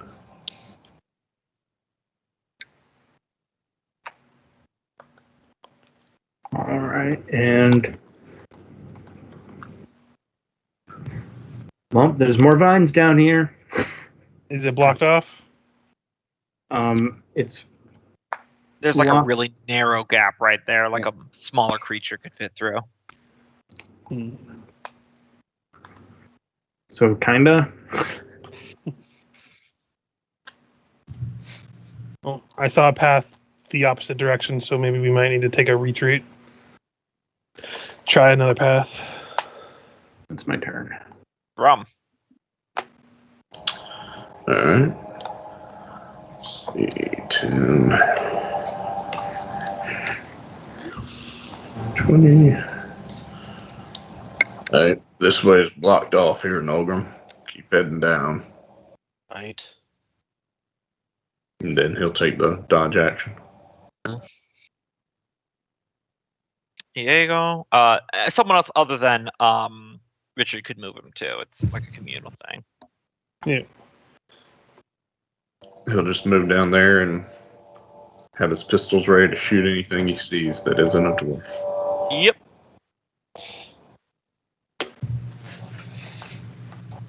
Haskell. Mm-hmm. Mm-hmm. So that's the one she went down, and then round about there. Yeah. Guess I'll double move up to them.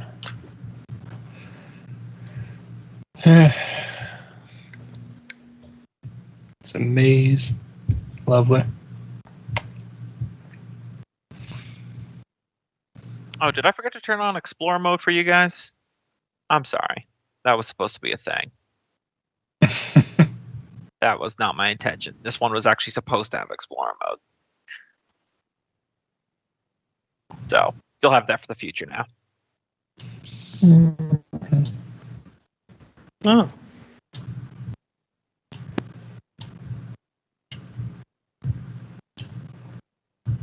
Okay. Before Fergus's turn.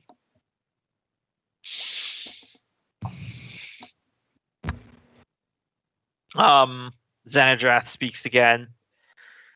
Says, "For too long, my vengeance upon the elves has been turned away and thwarted. But then I found this place. So many of your kin took cover down in these very tunnels. Their souls have provided succor for me.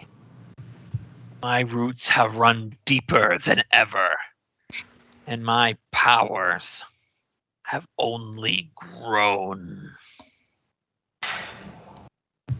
Fergus?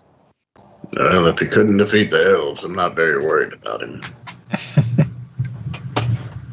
That was. Oops. Got to 15. That's right. 25. Oh, the giant demon. Did you move me back? No, I just clicked on you for a second. I didn't touch you. Okay. 25. I would call back to Freya that I've had him back the way we came a little bit. Because it seems to be that in the other direction. 10. So I have another action. I can beat it to here. And that's my turn. Before it is Nilgrim's turn.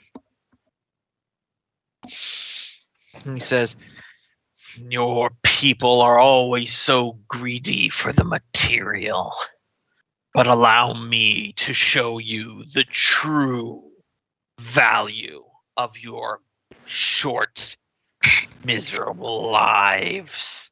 And it's like all the vines and leaves in the entire area around you quiver as there are sudden yips and shouts and growly animal noises as the vines around you begin shifting. And let me do this real quick, as it is currently something's turn right now.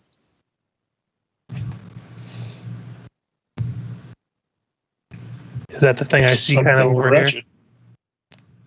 Oh no, that's something else. Mm.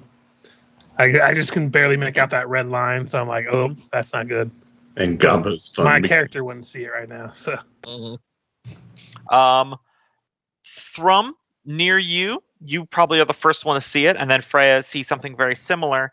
The vine walls seem to convulse and twist and open up, and coming out is, well, it's difficult to describe. It's kind of like a flesh lump that's got like a spirally worm maw, and though all the tokens are uniform, they all are kind of like some variation of like a torso-sized chunk of gray flesh with these black beady eyes, either 1 to like 5. And they always pull for themselves on like either these spindly clawed arms or tiny chicken legs, and they're always like malformed and ununiform, and they disgorge from the walls in a disturbingly birth-like manner. Are these abominations? These are abyssal wretches. They are not aberrations. And Freya, you got one on you as well, and I will complete their movement. see what they do is they use to undo abyssal bolts. Mm-hmm.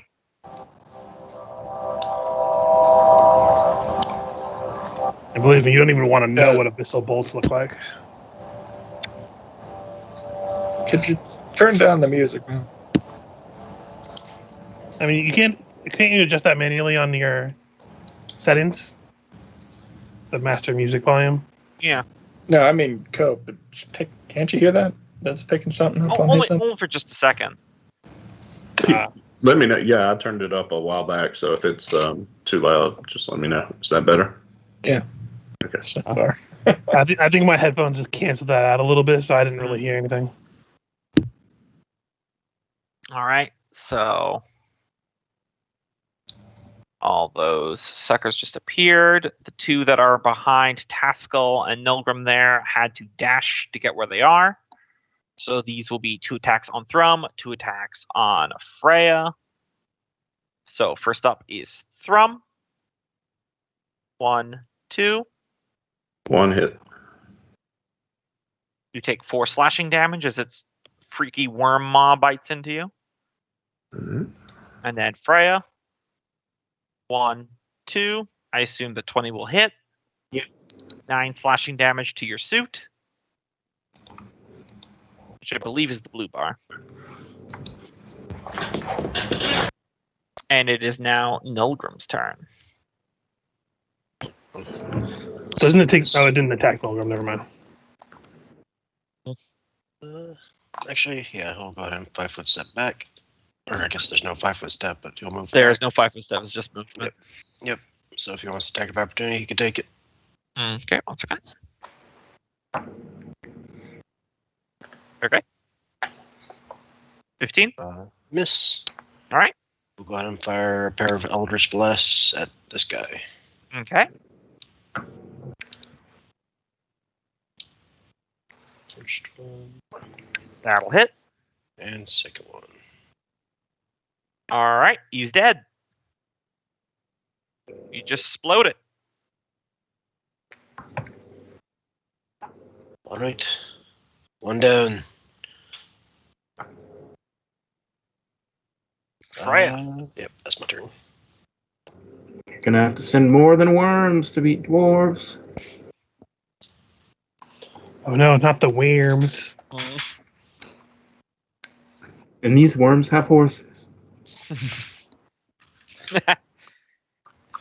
I don't know why that meme became a thing with you, but That'll hit. 8 slashing damage. Any particular one, or just me pick one? Okay. Yep. Still alive. And then you said I have another attack.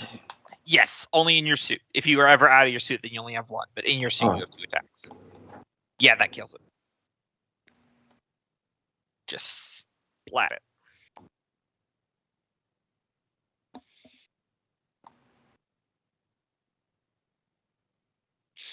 All right. Anything else, or is that it? That's it. All right. Thrum. Alright, Thrum is going to rage and start swinging at this guy. Okay.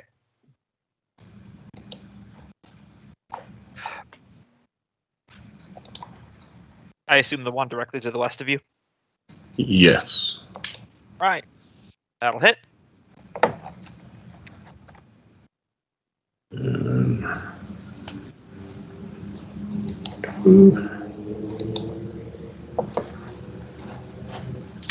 And that'll also hit. yeah, I don't know why the first roll didn't pick up my rage damage, but it should have been 2 more. Alright, then it's dead. Okay. And then he is going to punch the one above it. Alright. That'll hit. Deal 12 damage.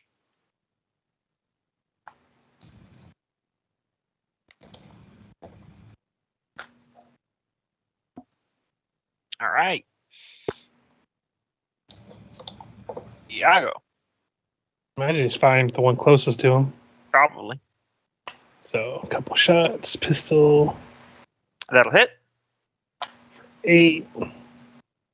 Pistol again. That'll hit. And if it's still up, he can use a bonus action to step up and slice. It is dead. So Okay. if you're fine with him, he has 2 pistols. So if you're fine with him expending the ammo, he could bonus action and hit the one next to Thrum. Yeah. Have him do that. Okay. That'll I hit. mean, technically, he can move up and do it anyway. Yeah. Either way. I'll have him move up because ammo is, I imagine, scarce for him. So Yeah. That's why I gave it an actual number. yeah, I'll have him go up and hit with the scimitar, maybe. That will miss. Okay. So he'll be right against where that guy is. So Taskell. Well, I probably wouldn't have been able to do the same 1-round kill on it, but back up a step and I guess kind of guard this area with the dodge action. You know, Okay. they'll probably try to attack me if the more of them come barreling around the corner. Moment. Because I tried to open up a character sheet and roll 20. It's like, what if we just do this wrong? So I need to refresh real quick. what if we take the character sheet and not open it? What if we open it but just minimize it as much as it possibly could be? Like more than it's actually physically possible to minimize it yourself. Yes, because that's what you want? I think the time it opened another instance of the Roll20 board in the character sheet for Mike is still probably the most it fucked up, but Yeah. That one definitely takes a cake. hey, now we're getting stick bugged. As the wall vines themselves come to life. I'll need to roll for another thing here.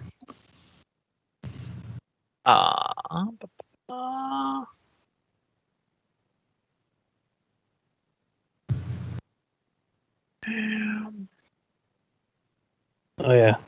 While you're doing that, I forgot to roll on the invisibility ring for the day. Oh yeah, no problem. Nope, no more charges back yet. All right. So there we go. That's what I was looking for.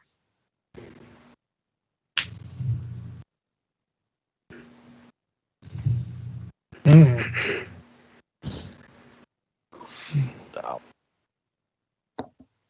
there we go. And then I am going to roll. It's a positively blighted place.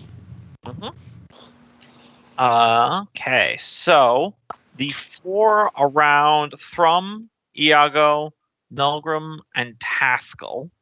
I'll show you the zones. The foliage begins to animate and tries to drag you down as the blights become active. So these will be grapple checks, effectively. I'll just roll once for each zone because it's 2 separate zones. So first up is Thrum and Iago. 17, so this will be an opposed athletics or acrobatics to resist being grappled by the floor. Iago fails. You're not big right now. Why would you have? He's raging, so he gets okay. advantage. Yeah, on athletics checks. So Iago is grappled, so all that means is his speed is 0. Mm-hmm. And then for Milgram and Haskell, 15.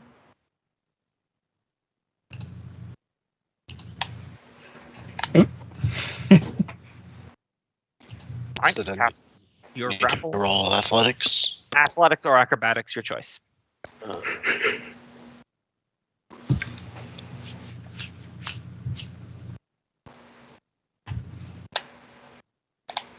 Okay, so Milgram, you're not grappled. And now these twig blights, one is going to attack Thrum, one is going to attack Fergus. Alright, so that's Thrum, natural 20. There's 6 points of damage. And Fergus, natural 1.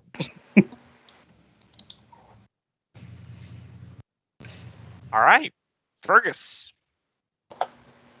Okay, gonna dual wield my stab shroom and a dagger. Gonna strike at the one that's next to me. Okay. First up is the stab shroom. That'll hit. 8 piercing, 2 poison if it matters. That kills it.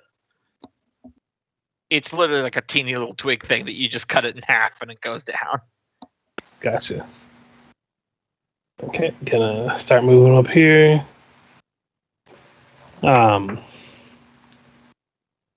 Going to let's see how much. Sorry, I'm trying to determine how much movement I use. Yep, no That's problem.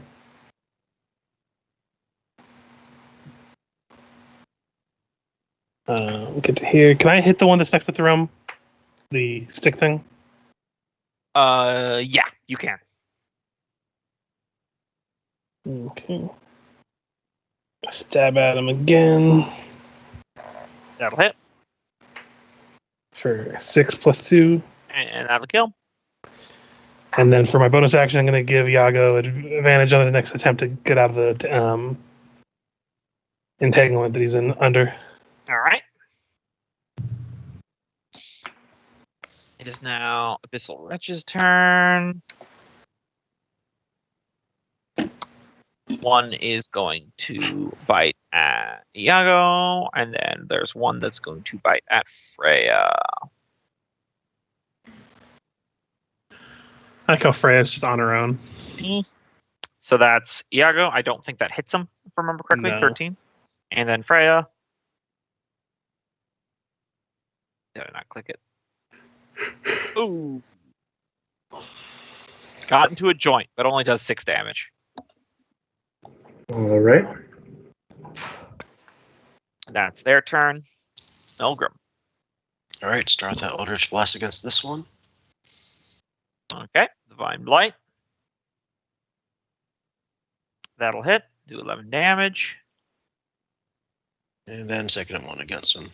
And it'll push him back 10 feet for the first attack. And if the second one hits, that too will get pushed back Okay. 10 more feet.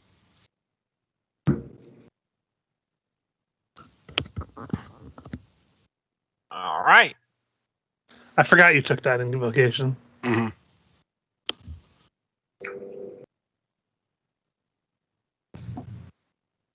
There we go. Anything else? I'll just shift there and. Oh. I think there's something big around the corner there, fellas. Yeah, I saw it, but more pressing matter at the moment. That'll be my turn here. Okay. I forgot to show you guys where the area of animated flooring was. Mm. Okie dokie. For a second, I thought those were just like all of a sudden Arab effect spells or something like all aboard the pain train, shoot shoot. No, hold on. Before it is Ray's turn, I did forget to do this. 16. Okay, so we're not there yet anyway. There are no breaks, but there is an open bar. All right, Freya.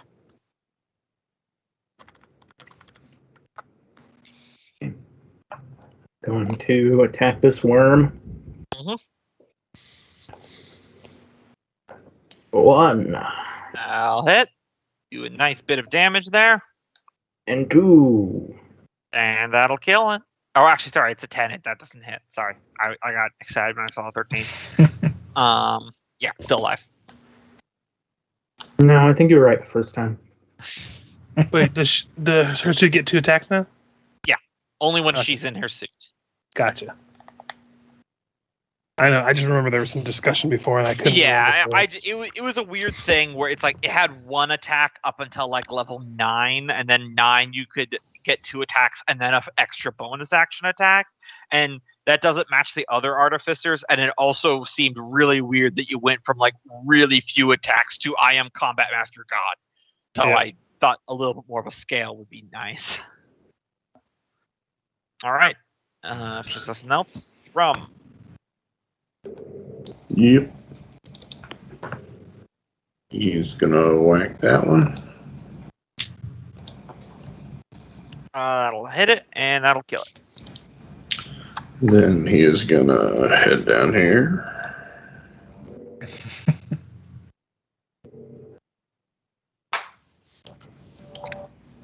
What the?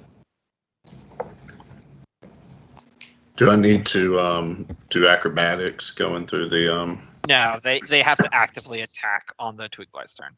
Okay.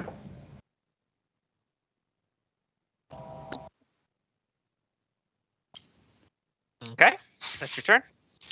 Yep. Iago. Excuse me. I'm gonna try to break out. So is that an athletics or acrobatics? Athletics or acrobatics. It's dealer's choice. I forgot to hit the advantage button, but Yep, that succeeds. and he's going to just go ahead and move out of there. Yep. Flavor loading his guns. Yep. He skips out the animated finds and says, "You know, I don't know. I think maybe fighting the drow might have been more straightforward." Hey, Now I'm just thinking. you of, brought him here, so you're helping us deal with what we need to do before we leave. Of our pirate campaign, should probably have a gunslinger chef. These guns are loaded with rock salt for the fastest possible application of flavor. You heard it, Michael. Add that to your bill. I see Michael's going to be playing Sanji. So now it is the Vine Blight's turn. Let's see. I better make a swordsman that uses 3 swords somehow. Which honestly wouldn't be too hard. Just make an alchemist with a vestigial arm. It comes out of his mouth. Yeah, and holds it in from there. Well, it can only move 10 feet to try to get in melee range as a dash. That's a fucking horrifying concept. Just open his mouth, a hand comes out. Taskle. That's no tongue. Alright, so athletics. Do we try and move? Yep, you succeed. Alright, that is an action though. Yeah. So I'll move out of the currently affected area. And 15, 20. Now I'm worried because now I don't see the big thing. Yeah. It's moving in action, so. Wait a minute. There's an keg on the turn order. And that's not the kind of keg that dwarves like. Coming around is a giant insect. Mm-hmm.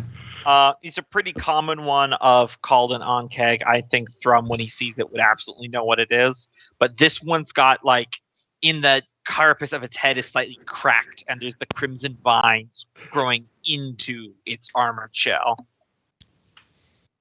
And it is going to rear its head back, and then it is going to spit a line of acid.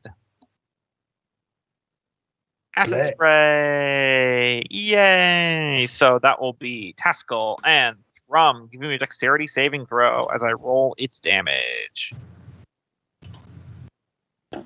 Nolgrim's just barely out of it. Yep. Oh, look out. Ooh, that's All going to leave a mark. So you both succeed, so you take half damage. So that's 6 acid points of acid damage.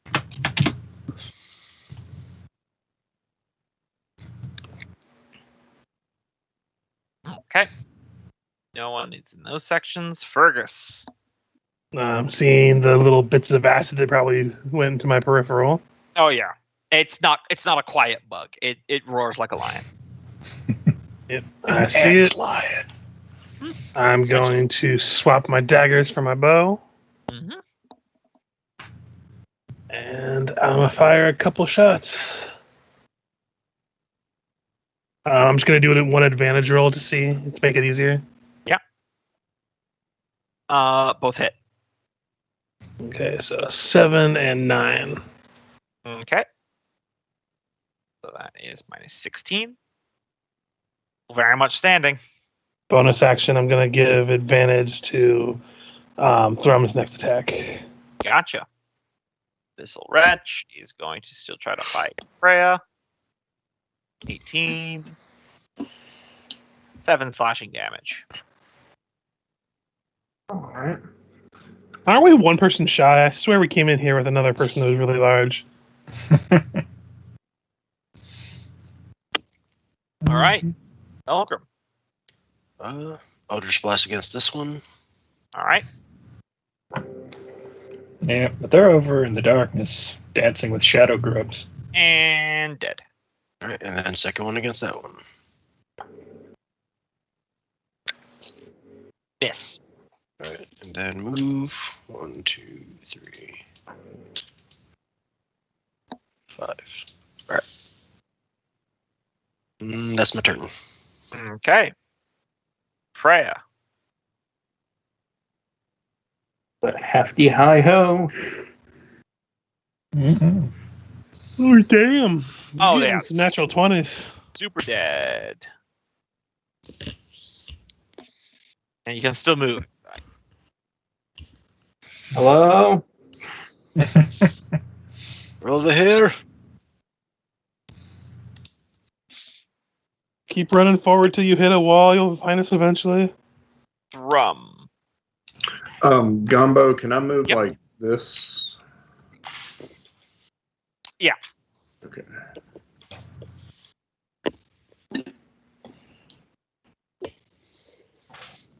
And he's going to go large once he gets there. Come on, you little wee ant. While you're doing that, roll me a nature. Danger? Yes. Danger. Okay, yeah. You've probably actually fought on kegs before because they're pretty common of the higher levels of the Underdark. Like absolutely something that with some previous bands that you fought with. The main way of hunting them is that many dwarves call it the 1-2, which is they have less armor on their underside. So if you knock them prone, their AC goes down. And that's just a shove action? Yep. Which is opposed athletics? Yeah.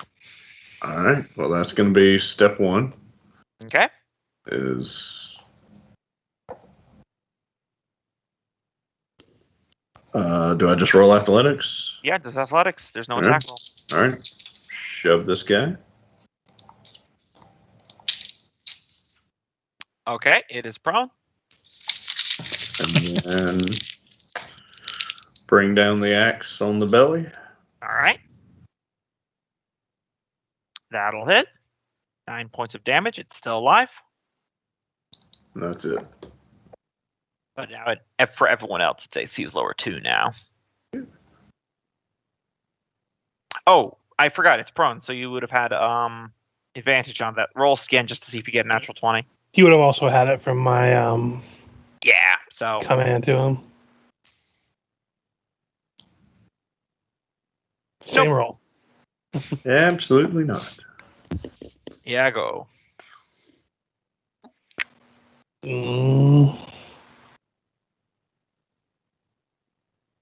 I know, step to here, and it's harder to shoot when they're prone, right? I don't think so. Let me check. I know in Pathfinder you have a penalty if they're prone when you're firing. Yeah. them. I'm trying to remember if that's a thing or not in 5th edition. Creature's disadvantage and attack roll against a creature. Yeah, you have to be within 5 feet. So technically, it's not about range attack; it's about distance. But I mean, so it's still a flat roll though, or is that disadvantage if you? It's you just don't get advantage. Okay. Yeah, so it's on the ground. I think he's going to take a sharpshooter shot at it. All right. Okay. So that would be a 9. So that would miss. Yeah, that would miss. And one more. 21. That's a hit though. So that's 23 points of damage. Oh yeah, it just goes right through its exposed underchin, and it just completely annihilates its thorax, and it's dead in one shot. Is this all you've got? I think these are the things that are just living down here. It's not even the thing we're having here to get rid of. Yeah, you guys haven't even gotten to the boss room yet. I don't know what the hell that sound was, but it can't be good. Yes. Was that your alarm? Blind. Nope. All right. Taskell. Well, with the Yonkig dead, I guess. Come on down. GM there. 20. So it looks like it continues this way. Damn mouse. Need to replace it. Continues this way for all of our wall problems.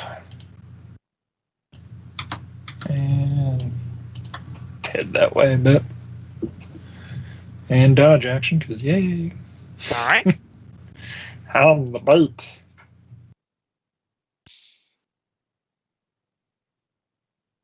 All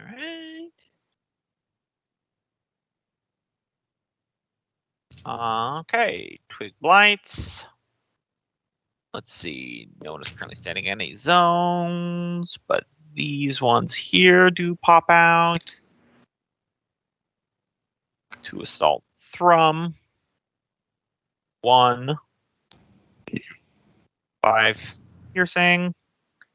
3 piercing.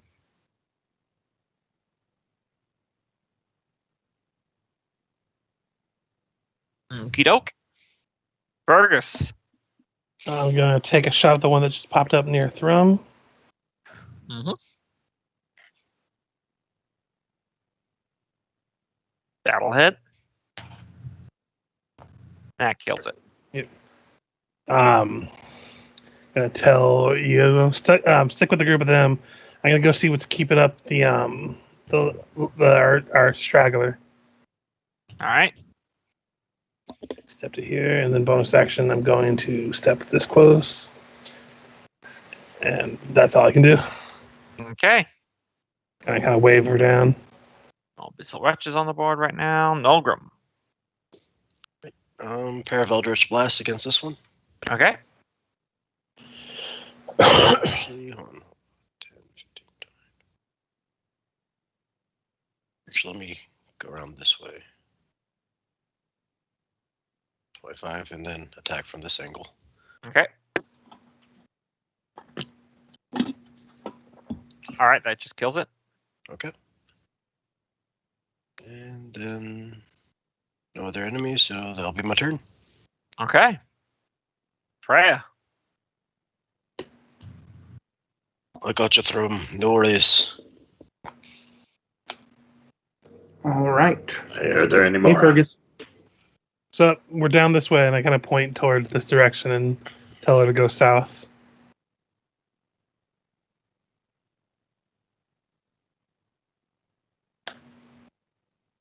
All right. Okay, that's my turn. Okie dokie. Thrum. Is there one above you, Nolgrim? Nope, just Iago and Freya. And he's gonna go back Small.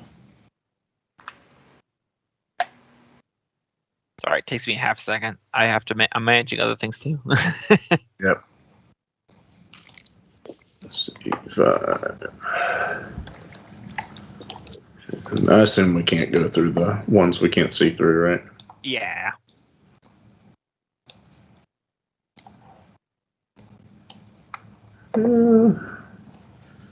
Double move just takes your move too, right? Yeah. And action. Yes. He'll double move to there in his raging state. Okie doke.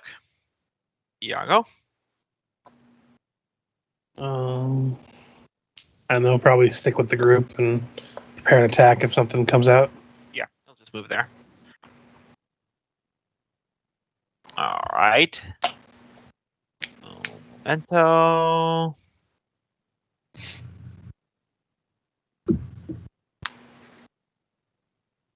And look, more of them. Okay, let's see.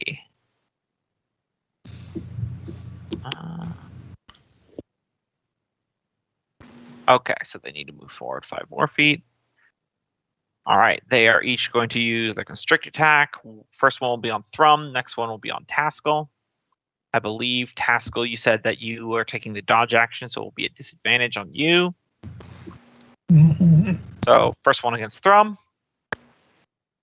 17. Yep. Hip.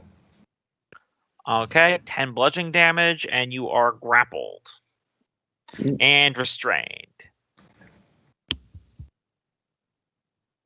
Just to remind you what restrained is.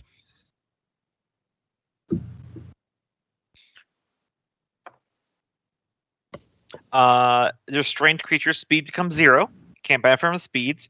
All attack rolls against it have advantage, and the creature's attack rolls have disadvantage. And you have disadvantage on dexterity saving throws. Okay. Mm-hmm. It's also worth pointing out it is beyond like your axe's reach, but it can still just keep constricting you at advantage. And then an 8 will miss Taskell. Mm-hmm.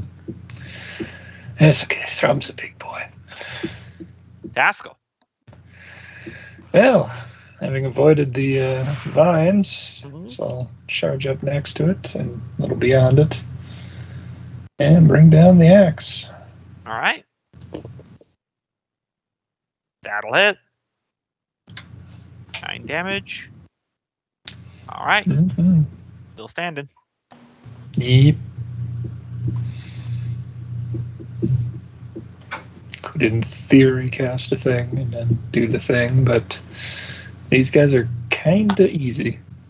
However, I'm betting this ends up being a combo attack.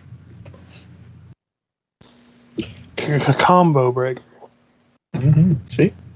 They're teaming Alright. up on Thrum over there. Twig Blight comes at Thrum. Oh, right. It's at advantage. So second attack. Nope. It was destined not to happen. Mm-hmm. Fergus.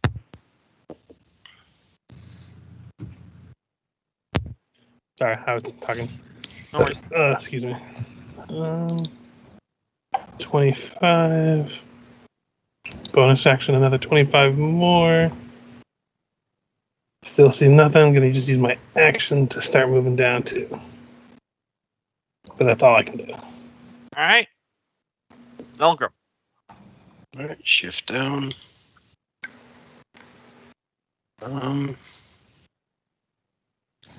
We'll start with the Eldritch Blast against the Twig guy. All right.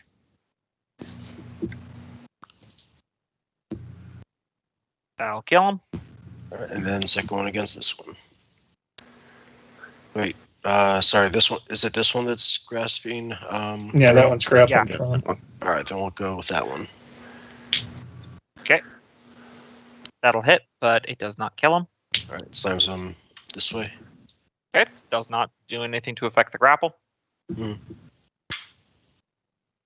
And I'll shift here.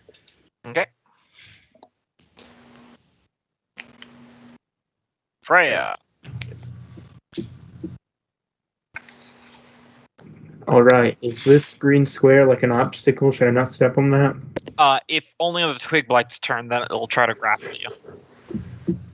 But if you just keep moving through it, you'll be fine.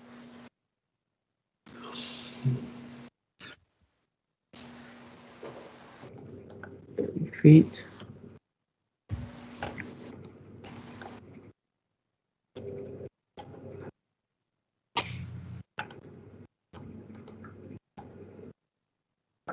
I guess that's where I'll end. There's not much room to maneuver around here. Mhm. Unless I wanted to separate again. Just start Kool-Aid Manning through the branches. Drum. Oh, yeah. You should have chosen that chainsaw attachment. Would have made it a lot easier.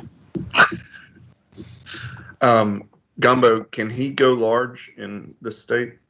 You can go large, but it will not break the grapple. Okay. So just talking through this, if he bonus actions goes large, that gives him reach. He could then grab the guy who's grappling him. Yeah. Okay.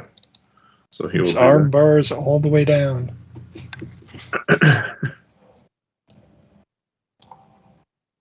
All right.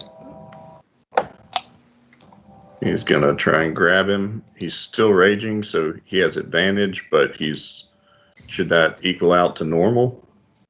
Since he's Yes, this is Okay. correct. So 23 to grapple him. Okay, let me roll. Natural 20. It refuses to be grabbed. Bitch. Alrighty. Oh, yeah, he gets to do it again. Yep. Try again. 16. Sha. Yeah. You just can't wrestle this thing. It's built for this. Slippery. It's sliding through your fingers. It's holding you at bay with the vines that are constricted around your throat.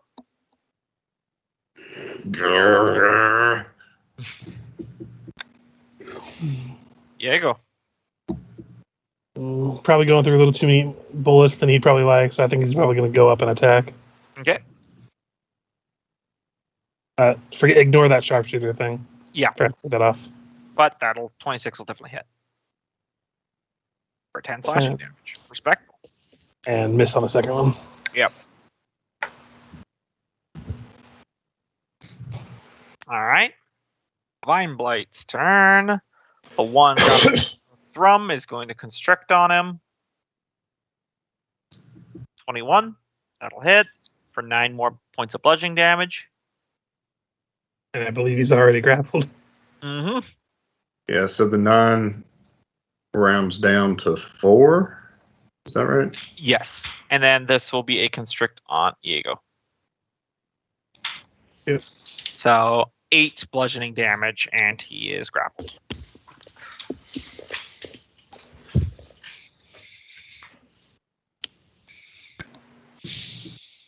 Got it.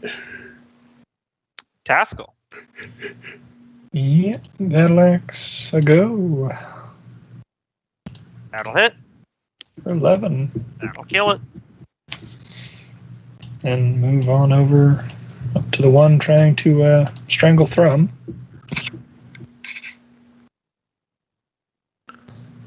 And that'll be turn. I'm waiting for an on-kegged Kool-Aid man out in the front of us or something. Mm-hmm. Every time I see that turn coming up. And it is not this turn. Twiggy gonna do anything? Nope. Nope. Burgess. Okay. 5, 20. 25, one more up, so gonna go ahead and shoot a thing, Okay. because that's what I do. I imagine a 22 will hit. Yep. And that'll kill it. Okay. And I'll just go ahead and toss a your advantage to the next. I believe it's just attack rolls I do for this one. Let me just double check. Oh no, it just says help action, so I guess it's Yeah, just the next so it could roll be- you make. It's anything you can justify in character as how you're helping, is how the help action works. So I'll go ahead and give that to Taskell. Mm-hmm. That'll be my turn. Okay. Nolgrim. Move to catch up.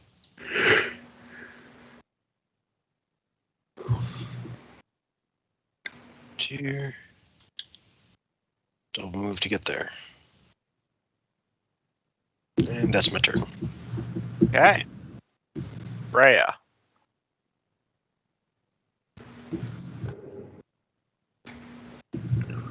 All right.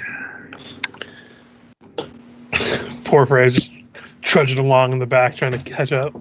You could move past people so long as you just don't end your turn in their space, by the way.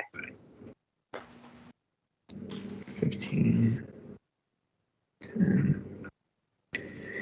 15. See what's over here. Continue on down.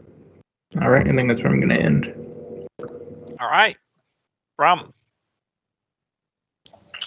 All right, he'll shrink down and go looking for things to kill. All right.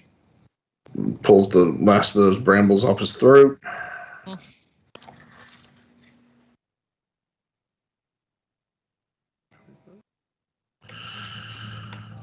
There's nothing down here. Oh, there's something. It was monologuing at us.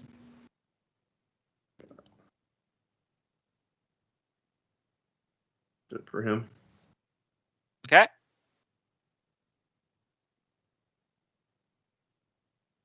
Diego.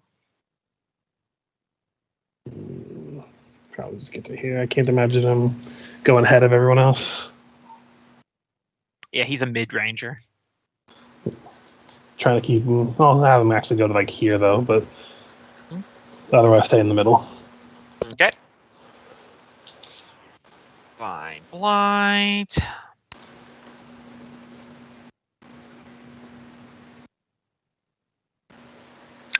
One merges out of the wood ahead of Thrum.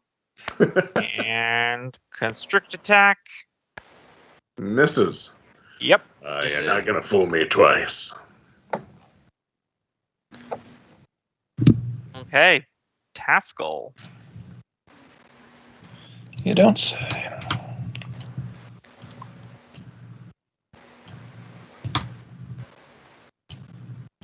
Try to keep up with Thrum and his strange fixation on getting choked.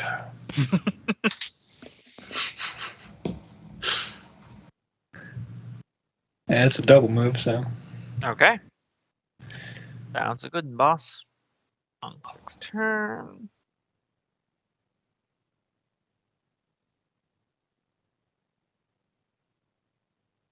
Let's see, hold on. Oh dear. Okay. So that's that. Twig Blight. First things first. Haskell is in an area. So this will be a grapple attempt. 15, you can use athletic or acrobatics to not get grappled. Nope. Nope, Okay. I can't. Grappled. And we get some Twig Blights here to capitalize on this. Mm-hmm. 1, 2. Does it affect AC? It does not. Then no. Okay. You managed to bring your shield up and brace for their incoming little claws. I think by this point you guys have realized my theme for this floor was just like Vietnam-esque 360 degrees of combat at all times. Yes, and all nature creatures. Mhm. Like you're hacking through them, but I speak for the trees, and the trees speak Vietnamese. Fergus. They speak Viet to use. I mean, I come up with little names for all the dungeon floors, even if you guys don't know them, and this one was called the Heart of Darkness. I'm gonna lob a couple shots, starting with this one. If it brings it down, I'll shoot the next one. Okay.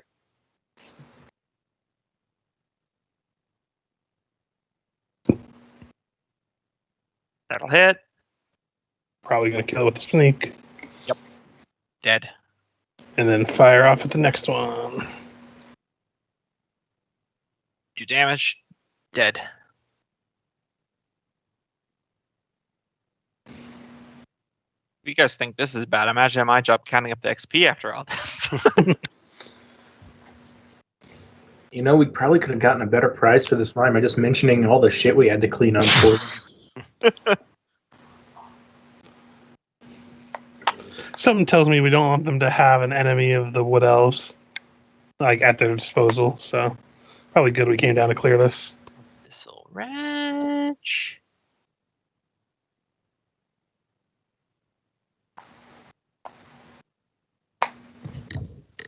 All right. Here. This one's going to move there. That one's going to get after Thrum's backside. Good news is Taskel's probably not grappled anymore. No, he still is. It's the floor doing it, not the twigs. I gotcha. All right, so first one. Fergus. Miss. Taskell. Thrum. Miss. All right. Nulgrim. Let's start with Eldritch Blast on this one. Yeah, we'll go with protecting Fergus, so Eldritch Blast. Badoo. All right, that'll hit. Does not kill. Alright, shoves him away, and then second shot against the same. Now kill him. Then move up. You good, Fergus? Oh, yeah, I've been better, but honestly, compared to the last thing with the rolling fucking hamster ball, I think we're good. Better tree.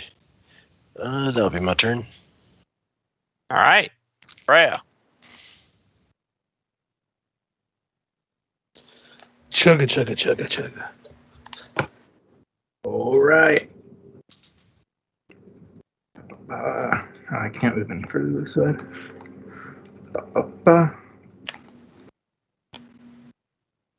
Enemies! Too bad the hallway's too congested. So I will wave my axe angrily at the enemies. Well, if Nulgrim hadn't, moved Do up, you still have your bow? he had that's inside the suit, Yeah, unfortunately. he detached it a couple sessions ago. My bad. I'll clear the way for you in the future. All right. Thrum. Alright, Thrum's gonna whack this one behind him.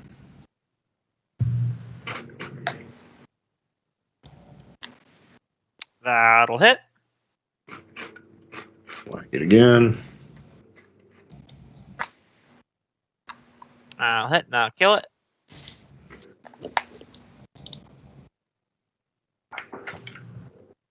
And then he is going to get ready for the hand keg. Just so you know, he's going to use, when the hand keg gets near him, he's going to use his brace as an immediate action combat maneuver to get an attack. A reaction. Gotcha. Yeah. All right. Iago. Go up and slash this one. All right. Hit.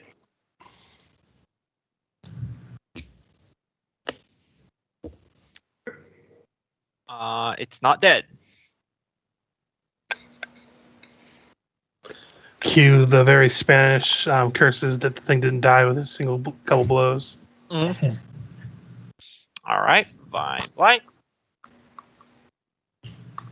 One emerges from the wall behind Freya. So you didn't even have to walk to go any farther to go find a thing to kill. So let's see. First one against Freya. Second one against Taskell. Freya. Miss. Ha! Taskell. That'll Oh, not actually Taskell. connect. Sorry, not Taskell. Thrum. Okay. 20. Thrum. Oh, yeah. So 4 bludgeoning damage, and you are constricted. Ah, damn it. Forgot about that. Help! I am attack. Now it's Taskell's turn. Mm-hmm. Yeah.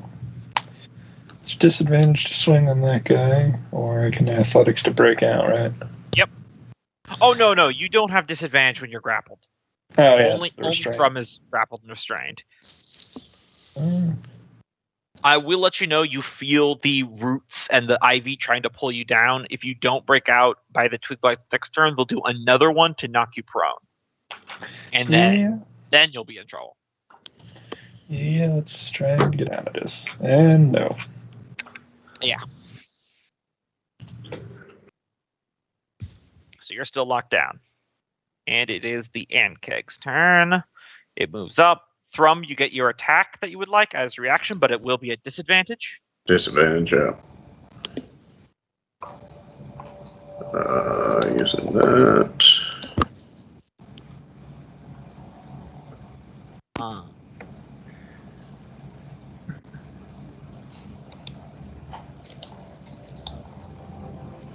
Well, I'm gonna try and can I grab it? Or does it, need says to be a it has to weapon be attack? with your reach weapon, so I Okay. would take that as you actually have to. So that I does can- hit though. Yeah. So 17. And then plus 1d8. Let me roll that. You need help up there, Thrum? Yeah, it just did 19 damage to the Alkeg. And now it gets a bite attack against you at advantage. Yep. 22. That 22 misses, but the other one hits. Yeah. So that will be 9 slashing, 1 acid, and you are grappled again by the Ankeg as it's holding you in its mandibles. So you are covered in vines, restricting your movements, and then it just fully bites you around the middle and lifts you up. No, I'm doing fine. You better back these things off. They're all gonna die.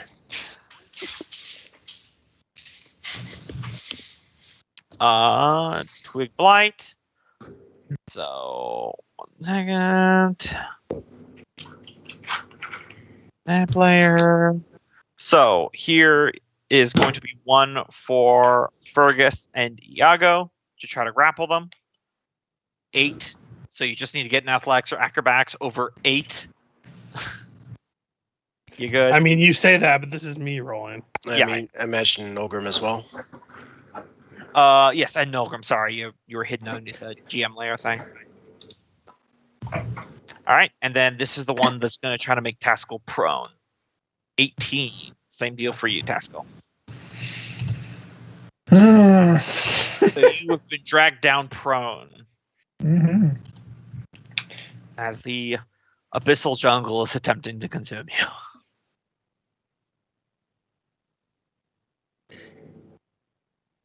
Alright.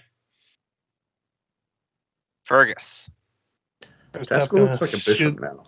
I'm gonna shoot the weird lamprey thing in between Iago and Taskell. Alright. That'll hit, Okay. and that'll kill it. I will move to here to get out of the vines. Bitey, he was such a happy boy. I'm gonna shoot another one at the one past Throne. Okay. That'll hit. Man, if only that was the sneak attack. 9 points of damage. Still up. And then bonus action, I'm just gonna yell at Taskell, "Oh god damn it! Put your foot on the wall and push off already." And that's my giving him advantage on his next check. Escape attempt. Got it. Yep. All right. Abyssal Wretch. One disgorges from the wall here and runs up to bite Thrum at advantage. The more the merrier. 13.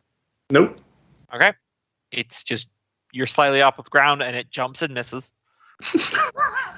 Being held in the jaws of the Yankee. And pulled down by vines.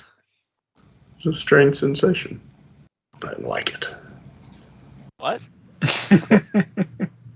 He's raging. Yeah, know what he's talking about.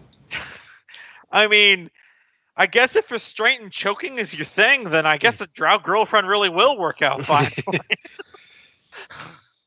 Alright. Oh, We'll shift there and kind of look toward the staff he has, and let's see what this thing can do. And we'll expend the true power of the staff.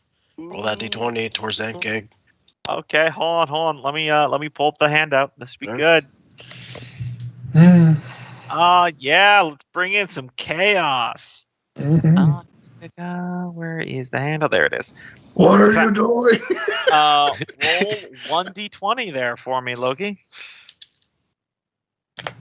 He's being the chaos god he was born to be. 13. Wait, I missed that. What just happened? I'm using damage Calibur's elemental staff, and I'm just going to use its random ability. Roll 1d4 in addition as well, if you'd be so kind.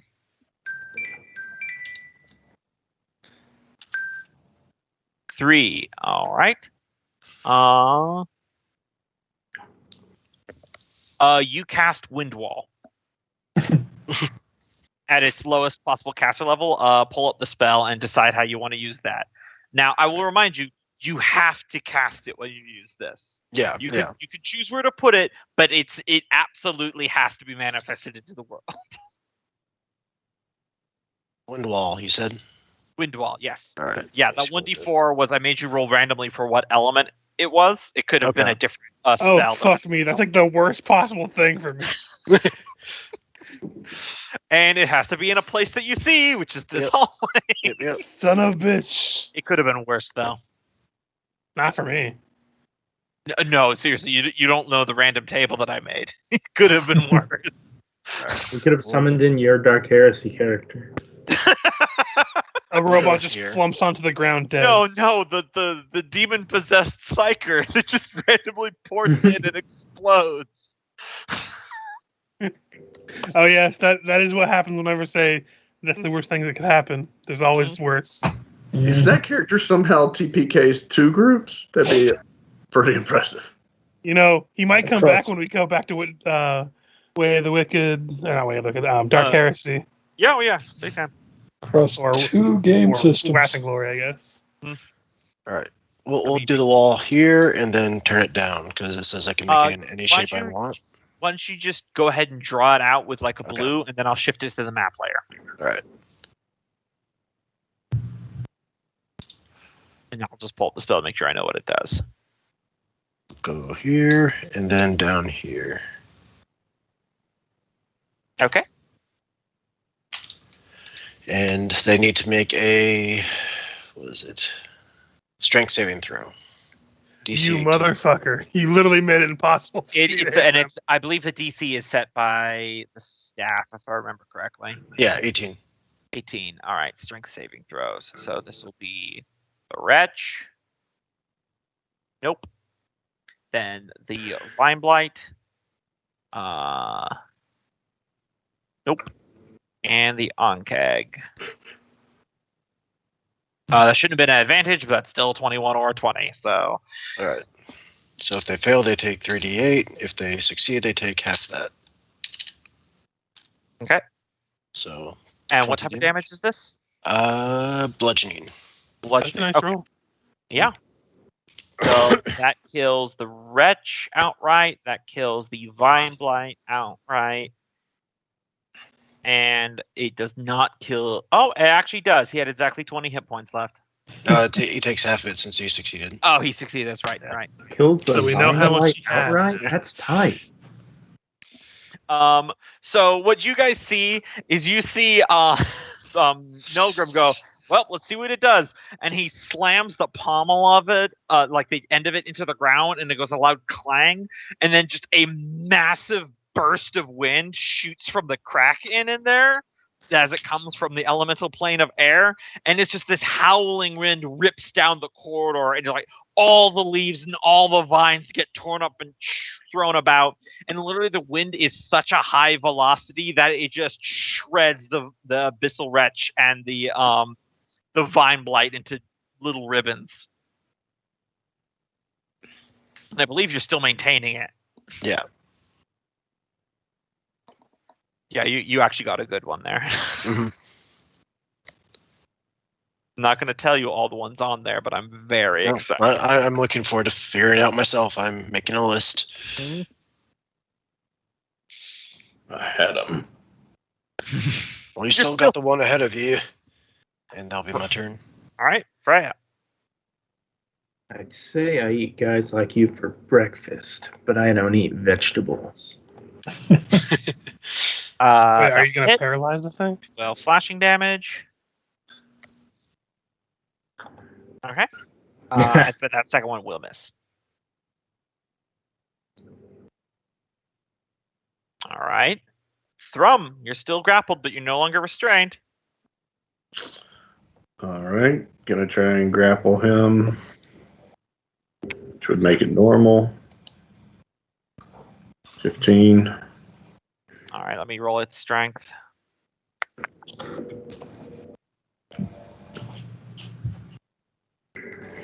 It's 20. No grapple. Just no dice today. It's got leverage on you, my friend. Yeah, gonna two-hand swing at him. So this will be disadvantage, correct? No. It should just be normal because you're just grappled. Oh, well then. Also, yeah, so it's 24, so you can just after this attack though, let's I know that it's like an item interaction to swap, but like some basic logic should apply because you're swapping with two-handed great axe and two-handed halberd like you've got a video game inventory system and your hands just four. I've just got it on my mouse scroll. So all I'm using, or all I've used in here, are Scalebane, the axe, and I use them either two-handed or one-handed. Yeah, or... but you did your intercept one last time. Is all I'm saying. If you remember your reaction when it charged you.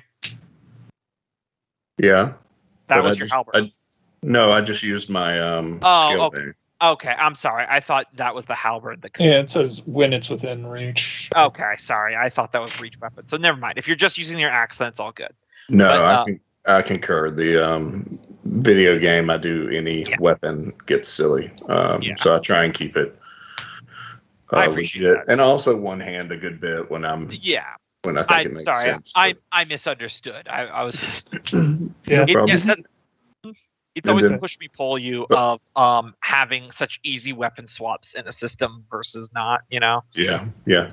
Well, then he is going to let one hand go and punch this thing. It's dead. Oh. I said I let one hand go and punch the thing. That was probably not necessary, but he took it to him. I went with the 24 because that would have been what you rolled if you had a disadvantage. Sorry to interrupt, but the item interaction thing is why I stuck with the two weapon fighting one, even though I don't always melee, because it makes it so instead of having two item interactions, pull out one dagger at a time. Yeah, I can just pull both of them out at the same time. That makes total sense. All right, come on, boys! Don't let it slow you down. He cracks its head and he just sprints around the corner. Iago. You heard him. Get over there. What? I can't hear over the insane amount of wind in here. Get closer. You'll hear better. That doesn't track, but okay.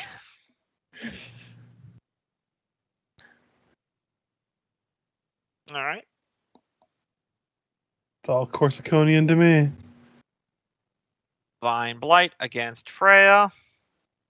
17. 17 is not going to do it. Yeah, it is just not finding purchase on your armor. Taskell, you're in a bit of a spot. Mm-hmm. So, advantage on this one because of focus. Let's see how boned I am. And you're up. Yay. you're free. So you just have to spend half your movement to stand up. Yep. So that'd be double move to get over here. Unfortunately, you can only single move because it was an action. All right. So I think you're still going to be on like the edge of. Yeah, since the edge counts. Yeah, 10 feet to get over there. Yep. All right. Dead on keg.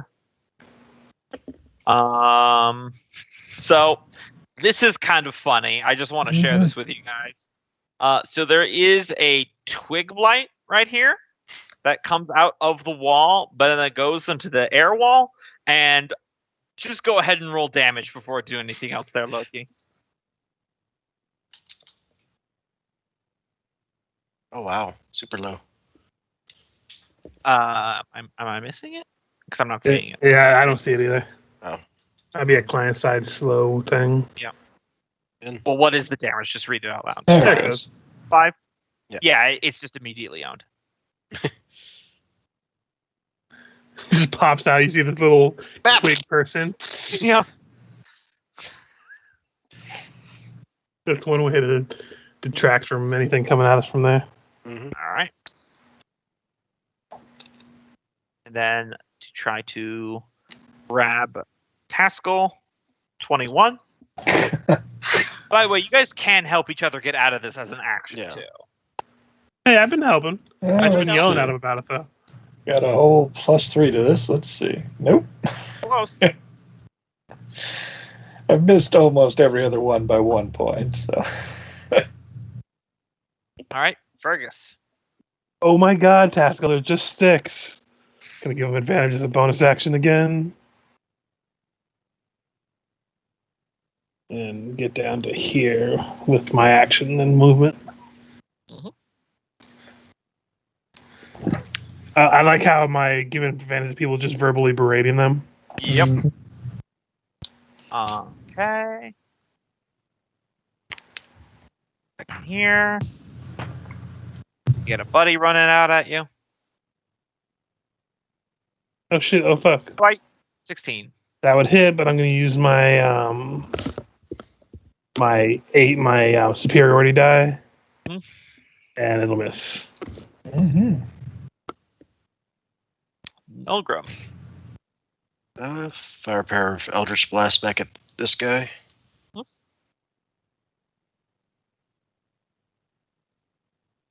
Let me double check this. That hits. Does not kill. That hits. That will kill. Way to kill, steal. Freya's thing. I'm helping. Then move action. Catch up. All right. Freya.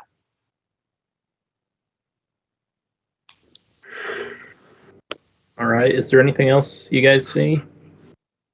You hear some shouting of Fergus being like, "Oh shit! Oh fuck!" But that's down the hallway that we were going through. The question is, where the fuck is Fergus? That's always the question, isn't it? Over Mira. I was busy yelling at your dad to get the fuck up and start playing with sticks. And then I walked So away. go down that direction. I'm gonna have to go through these wind walls, aren't I? Mhm. Yep. I'm not afraid of no wind walls. You can thank Nulgrim for those. That's not DM fuckery. Mhm. I mean, what's the worst that could happen? A wall of fire? So you've probably got the spell open, Loki. Yep. Like a wall that dimensionally teleports. One Strength way. check. So yeah, just do a strength check with your suit there. If Michael. Nulgrim will say, "Wait, I think I could stop it if you." Oh, okay. 19. Okay. You only take half this. You take Hey! 3 damage. That's pretty low. That's only 3 damage. Yeah, as That's Rash actually just okay. pinging off it. I told you, wind can't hurt me. It's not that the wind is blowing, it's what the wind is blowing. Mm-hmm.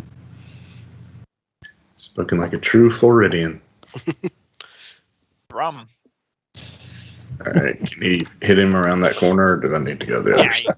go ahead. I love the smell of meth in the morning. As a, I'm sure it's an edited sign, but said, "Welcome to Florida. Arm yourself immediately." That'll hit. Does not kill though. That'll hit and kill though. So you just lean around Fergus as he's going, oh shit, oh fuck, and you just like bam bam with your axe and it's dead. Come on, boy. I could have done that. Except for I can't use an axe, but whatever. I mean you can, but 10, 15. Now we need to get Fergus an axe. It better be light. Pick around that corner. He can get through here, right? Here, Fergus, why don't you try this one? Pull out my giant fucking stone axe. Just throw it at me, oh god. Take the probably dodge action for Yaga. mm-hmm.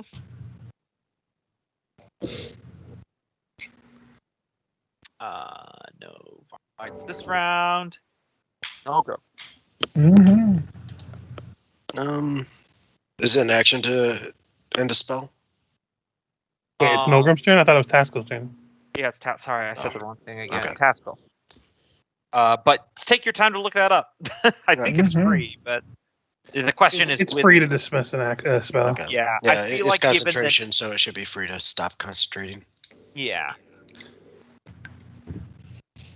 Yep, you're up. You're a-okay. Mm-hmm. Hash movement to stand up. I was only grappled that time. Oh yeah, that's right. I was remembering. Thanks. Yeah, this time my yelling at him paid off. Yeah, that's action and move, so. Fergus. Okay. I'm going to 20 feet. 25 bonus action. 10, 25, then movement to here, action to move to here, and that'll be my turn. Okay. Now it's Nilgrim. Right. I would say that there's a path going up north as well as the one we're over by the south. But that's all. Sorry. I'll go ahead and stop concentrating on the wind wall. Let that Alright. die down. Then 25. 10.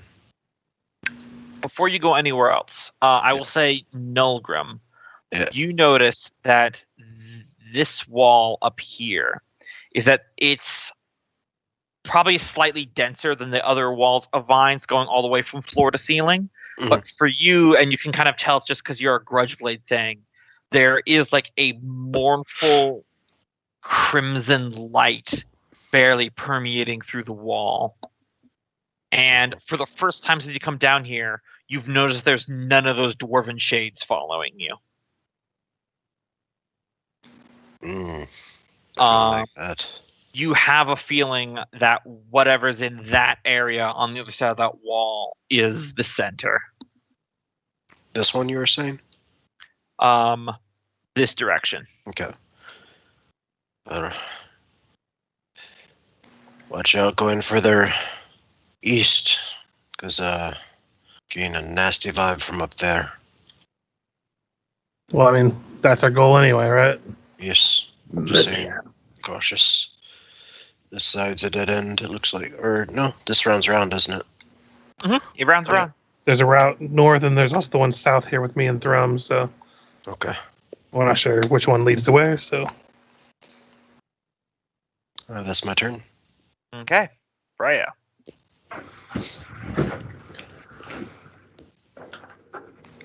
All right. I guess I will go 15 feet down into the slot prepared for me. God, no need to insult the space.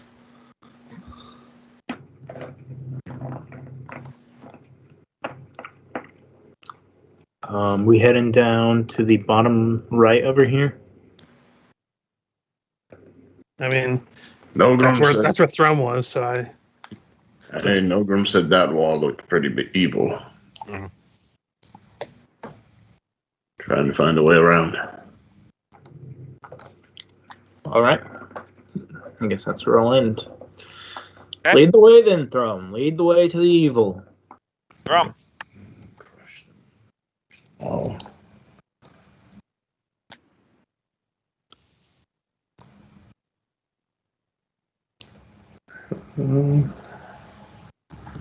Double move.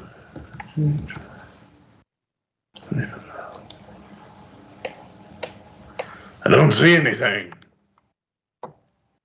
This way's all Dead end. blocked.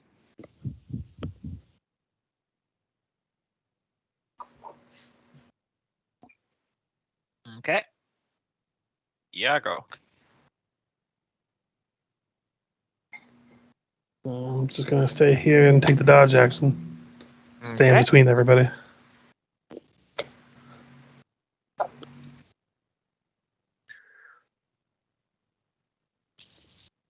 Fine blights. Popping out from this wall here. More of the tree huggers. I see what you did there. Thank you. Either way, attack against Thrum. 22. They take exception to that comment. True to form, he gets constricted. Yes. Tempted to leave him there until he learned his lesson. All right. Taskell. Mm-hmm.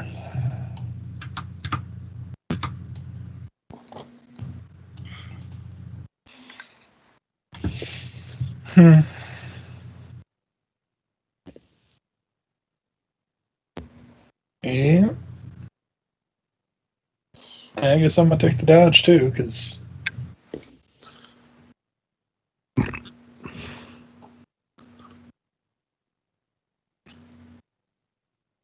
All right. And Keg.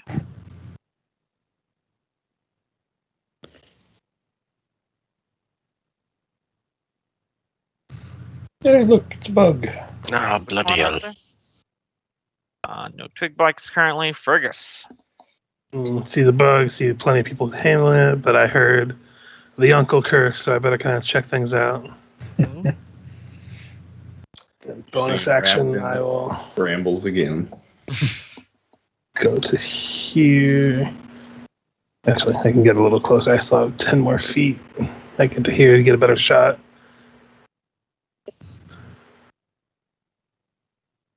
And Thrum's not threatening him, right? No, he is not, because he is out of reach. Just checking before I attacked on the. That'll hit. 10. That'll hit. Still up. Okay. You use a lot of arrows. Yeah, I know. I've been deducting them. All right. No abyssal wrenches currently. Nulgrim. Alright. Move back a bit.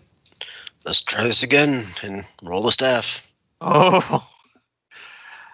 All right. Roll me a d20. That's a learning experience. Let's go, Chaos, go! 16. All right. Let's see. All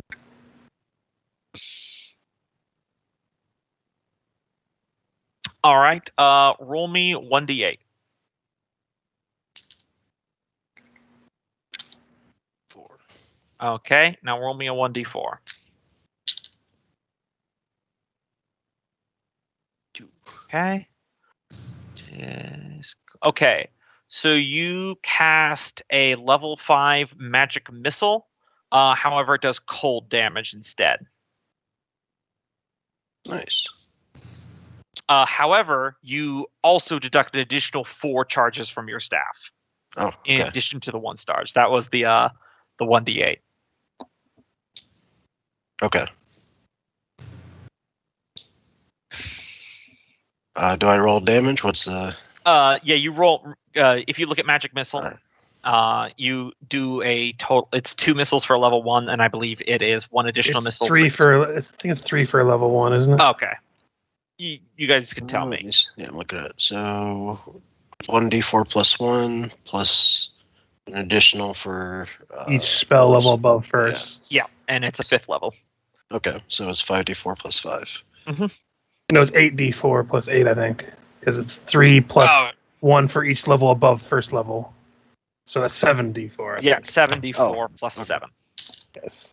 And it does Sorry. cold damage. I added 1 too. Yeah, because it starts off 3d4 automatically. So you create it. You do it, and then it's like an array of 7 like giant things of hail form around you, and then they just zip forward and just absolutely lay into this ant egg. But you feel the staff drain a little bit more. And remember, if it drains to 0, you have to roll to see if it explodes. Yep. Still got 9 charges, so... Yeah. This thing's pretty nifty, even if it's all janked up. Throne, why do I get the feeling I'm better off down here with you right now? I'll shift here. Yeah, I it's got a don't know few what- abilities. It's got a few What toy abilities like we've that. given that boy, but it's gonna end badly. There's a few abilities like that that drain more charges than you think they will. Mhm. All right. Roll, cast a 9th level wish. It automatically Oh, explodes. sorry, Freya. I keep saying Nogrim. Freya. He muted. Yes. I see a big bug. Also, Fergus scuttled down there. Mm-hmm. Nogrim laid into it with magic ice arrow. I'll just shout down this hallway. Hey, Fergus, you good? Real quick, so how did that work? So magic missile I cast at a certain level, and I use those number of... Yeah, basically what it is activating the staff is use the random ability is 1 charge. However, then you rolled 1d8, and it was going to consume that many charges of what equal to what you roll and raise the spell level by the equal amount. Okay. So you rolled a 4, so it increased it by 4, and you lost 4 additional charges, so it's 5 charges. Sounds good. And then the Fergus, 1d4 you need was help down there? randomly Me and Throne, I think we got it. Okay. You gonna go step on the big bug? Yeah, it's very beat up now. Yeah! Mhm. Prepare to die. Oh yeah, that'll hit. It's on death's door, but it's not dead yet. You still got one with it. Oh yeah, very dead. You just lay into this thing as it was reeling from the ice attack, and you just pulverize it.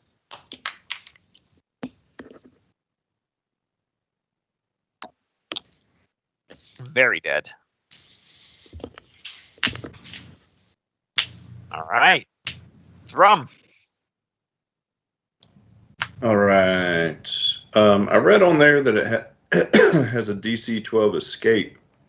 Yeah, that's it. That's exactly like breaking a grapple normally, except instead of rolling an opposed, you just do the DC. Okay, so I'm just rolling athletics. Athletics or acrobatics, yes. Okay. And is this a disadvantage normally?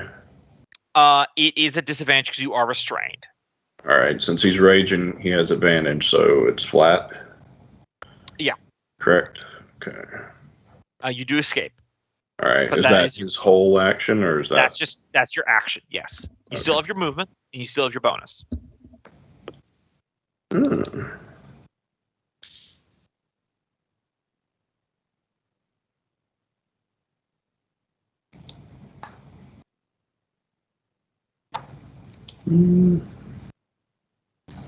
Can't really do much, so he'll just move up, try and headbutt it thematically. Alright. But Give me an No, attack. he did just get attacked, so he doesn't lose his rage. Yeah, you're still good. Go ahead and roll attack. No, I don't have an action to do. Oh, okay. It. I was saying just thematically. Diego.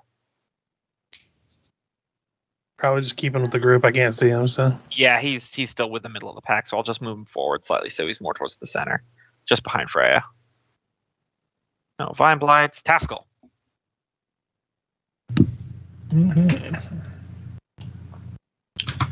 Yeah, 10 to go there, so that is a loop. Rest of the move to go up there, and that's starting to look really overgrown. Yep, but you can get around that corner there. Yeah, if I weren't going to take the dodge action. Because probably more she. All right. Okay. Fergus.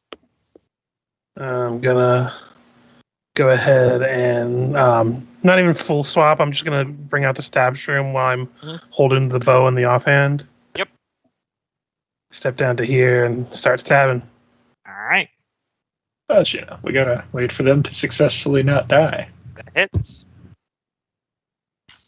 That's dead. Okay. Okay, I don't think this is the way we're supposed to be going, so let's go back up and meet with the rest. So go here and then bonus action, dash ahead.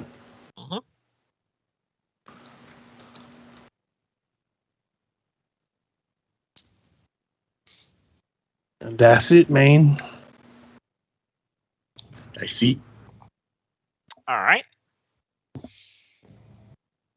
Nice enough. Elgrim. I'm still not sure where Fergus went. He's going to move down here. See Fergus. You guys okay? Yeah, just some more grappling going on. Okay. I'll catch up with the others. Looks like we might have found the way forward up here. So that's my move. And Since the Thrum is in need of some passionate hugging that he's been missing since his, sixth wife? how do you think he keeps getting them? She was never a hugger. That's my turn. Freya.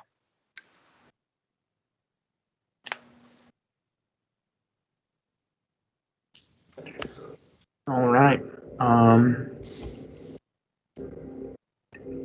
Was there a way down to the right, or was it a dead end?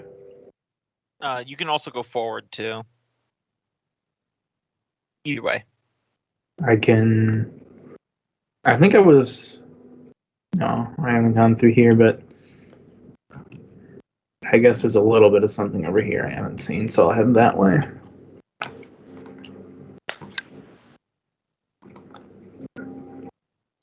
All right. So let me double check. I found something. Let me read the actual description I wrote here. In the center of this room is a giant corrupted egg sac suspended in the air by vein-like vines. The whole corpulent mass pulsates like a giant, grotesque heart. And as you watch, it begins to stir and an section of it bulges as mandibles come out as a fully grown, corrupted Ankeg emerges from its mass and drops to the floor.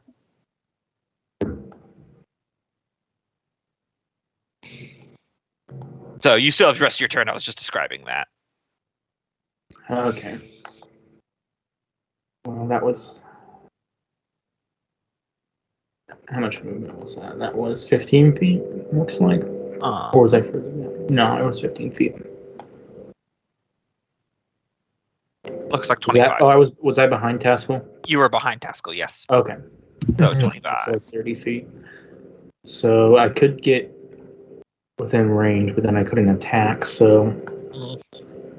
what's it called in D&D? Is it defend? Or Dodge action. Dodge action. Yes. Very nimble machine I'm in. It'll dodge. Rum.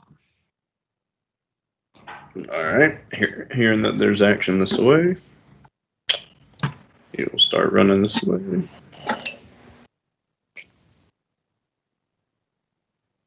But I think at that point, Does he lose his rage now? Yeah. That's okay.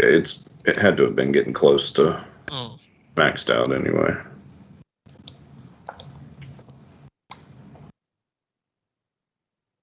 All right. Iago, do you want to move up, and then he'll probably have a line of sight on an Ankeg if someone wants to have him attack. It's up to you guys, because you can all control him. Someone else can control him. I just started doing it because why not? And I can't see him. Have him move up. And Yeah, and then he is within 45 feet of the Ankeg. do we want to open fire? I don't know how much ammo he has. If you look at his sheet, and don't forget to note his pistol's range. let's see, pistol's range would have sit out 25, so it'd be at a disadvantage. Okay. You don't lose it. He ain't gonna stay with us long. I imagine he's just gonna get closer with his action, but not engage yet. Okay. 30 feet closer to it. Yeah. All As right. long as there's somebody between. Yeah, It- but someone between Okay. him. Then and- he'll just move up and stay behind Freya's bulk. Okay. Yeah, he doesn't seem to be the one that goes leading the charge. So I mean, he could be. He's not He could be. terrible. no, yeah, I'm not saying he is terrible, but he seems to be on the wary side of staying alive more than anything. Taskell. Mhm. Well, with all that bugginess over there, I guess I'll swap over to the crossbow and try and take a shot at it. Okay. This is more of a pan shot than a pot shot. That's a hit. Yeah. 7 damage.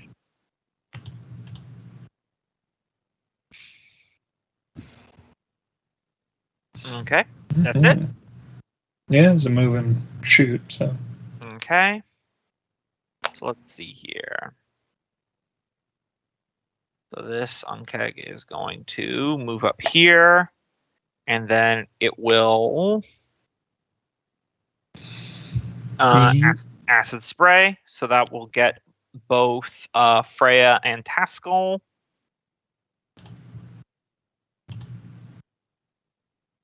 Mhm. And you'll have advantage on this save, Freya, because you took the dodge action. It gives you advantage on dexterity saves. All right. Do I open my sheet, not the battle sheet? Dex. Yes. Yes. Okay, so you take half of 13 damage. I like how excited you were there, Michael. Mhm. The suit Yes. has Yes. the suit has a 10, so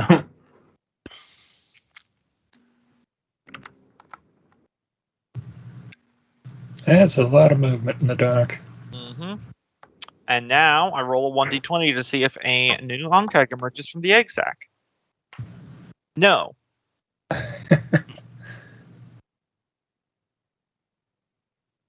All right.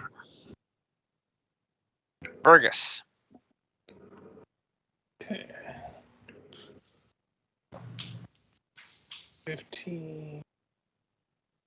20. And you guys can say what you want to call it. Then action to get up to here. And be like, oh my. yeah. Do we want to wait to destroy the mob spawner before or after next session? I would say next session myself, but that's just because I have a big old bowl of chili waiting for me and with my name on it. Oh, I see. What? I'm hungry. Chili's hard to wait for. Mm. Wait, you can eat chili in front of your computer. I could, but you know, I don't like to eat and possibly talk at the same time too much because Well, here's the question: do you have cornbread with the chili? no, I just have saltines. Oh, A disappointment from Coke. I know. Normally, I would like to. What I would like to do is make some jalapeno cheddar cornbread. yes. Oh, that stuff's so good. Damn, God, man. now we're gonna have to make that.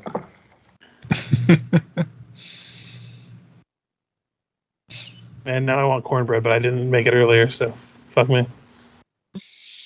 So is that a consensus to end it here? I guess. Yeah, if somebody needs to go. Do we want to just go to the top of the round and call it? Sure. I'm fine with whatever. Yeah. Yeah. My turn's done there anyway, so. All right. Olgrim, Move up. you're going to use this nav again, aren't you? No, not with 9 charges, because there's a chance I Do can break it. it. Do it. All You know right, you want to. then yeah, I'll use it. Twisted that arm. All right, let me pull. God, why would you listen to me? I'm the worst person to listen to with things like this. Now your roll is going to be infused with cursed luck. All right.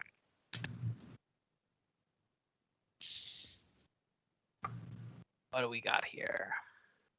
9. 9. 9. Going. A big Okay. stop sign appears. Roll me a 1d4. It's time to stop. 2. Okay.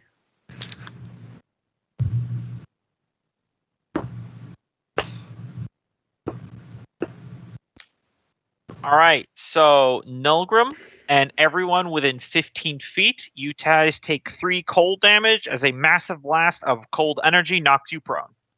That didn't work. Did that do that to There, Nulgrim as well?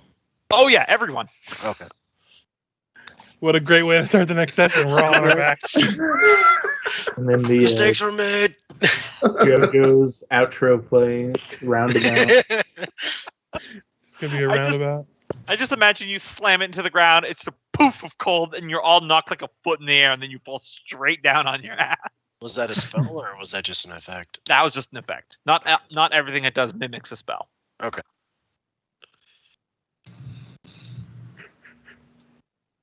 My personal favorite is if you roll a 10 on the table. Oh, that's good to know. You almost did. Mm-hmm. Oh, that's no bueno. I'm just waiting for the inevitable polymorph into a frog, I'll which tell I you, have a feeling is the 10. they're all rooted in themes of like the elemental energies and stuff like that. So Fire frog. Frog's an element. It's water. And with that, we're at the top of the round. yep. Although we'll roll initiative anew next time. But yeah, you guys have made really good progress through the 4th floor. I can't wait till the sudden but inevitable betrayal of the drow that are waiting for us up top. Good session, everybody. Had some negotiations. Hope you're enjoying the 4th floor there. Mm-hmm. It's I'm definitely slowly pretty- weeding through all the stuff in my inventory.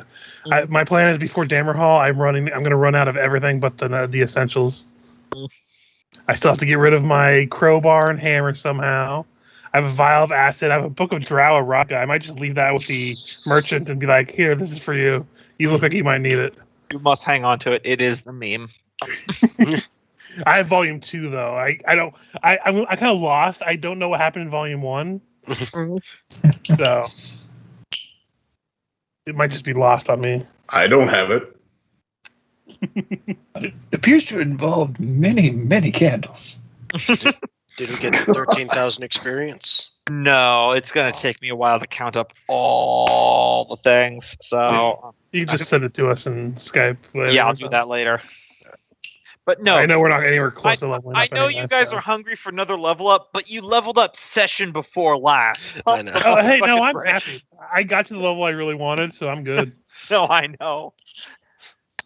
It was last session too. You guys like, are we close to a level up? I'm like, you literally just leveled up last session. I mean, we gotta ask every time, right? What was it that we used to say in Back Dark pay. Heresy? Back pay. Back there. Back then, yeah. Yes. So did we level up? Back pay, pot shot. We had a few going there for a while. I'm gonna stop the recording. And then there was that one horse shit that Cope tried to do with doing half rations, which just made my mind fucking melt, so I denied him being able to do it. The fast roll trash. I need that shirt. Right? I saw that and thought of you. The best part is when my bad luck pays off to affect the entire party. Hmm. Which is why that one that where I killed the party by turning into a giant flying flame demon Yep. is gonna live forever. That was indeed good.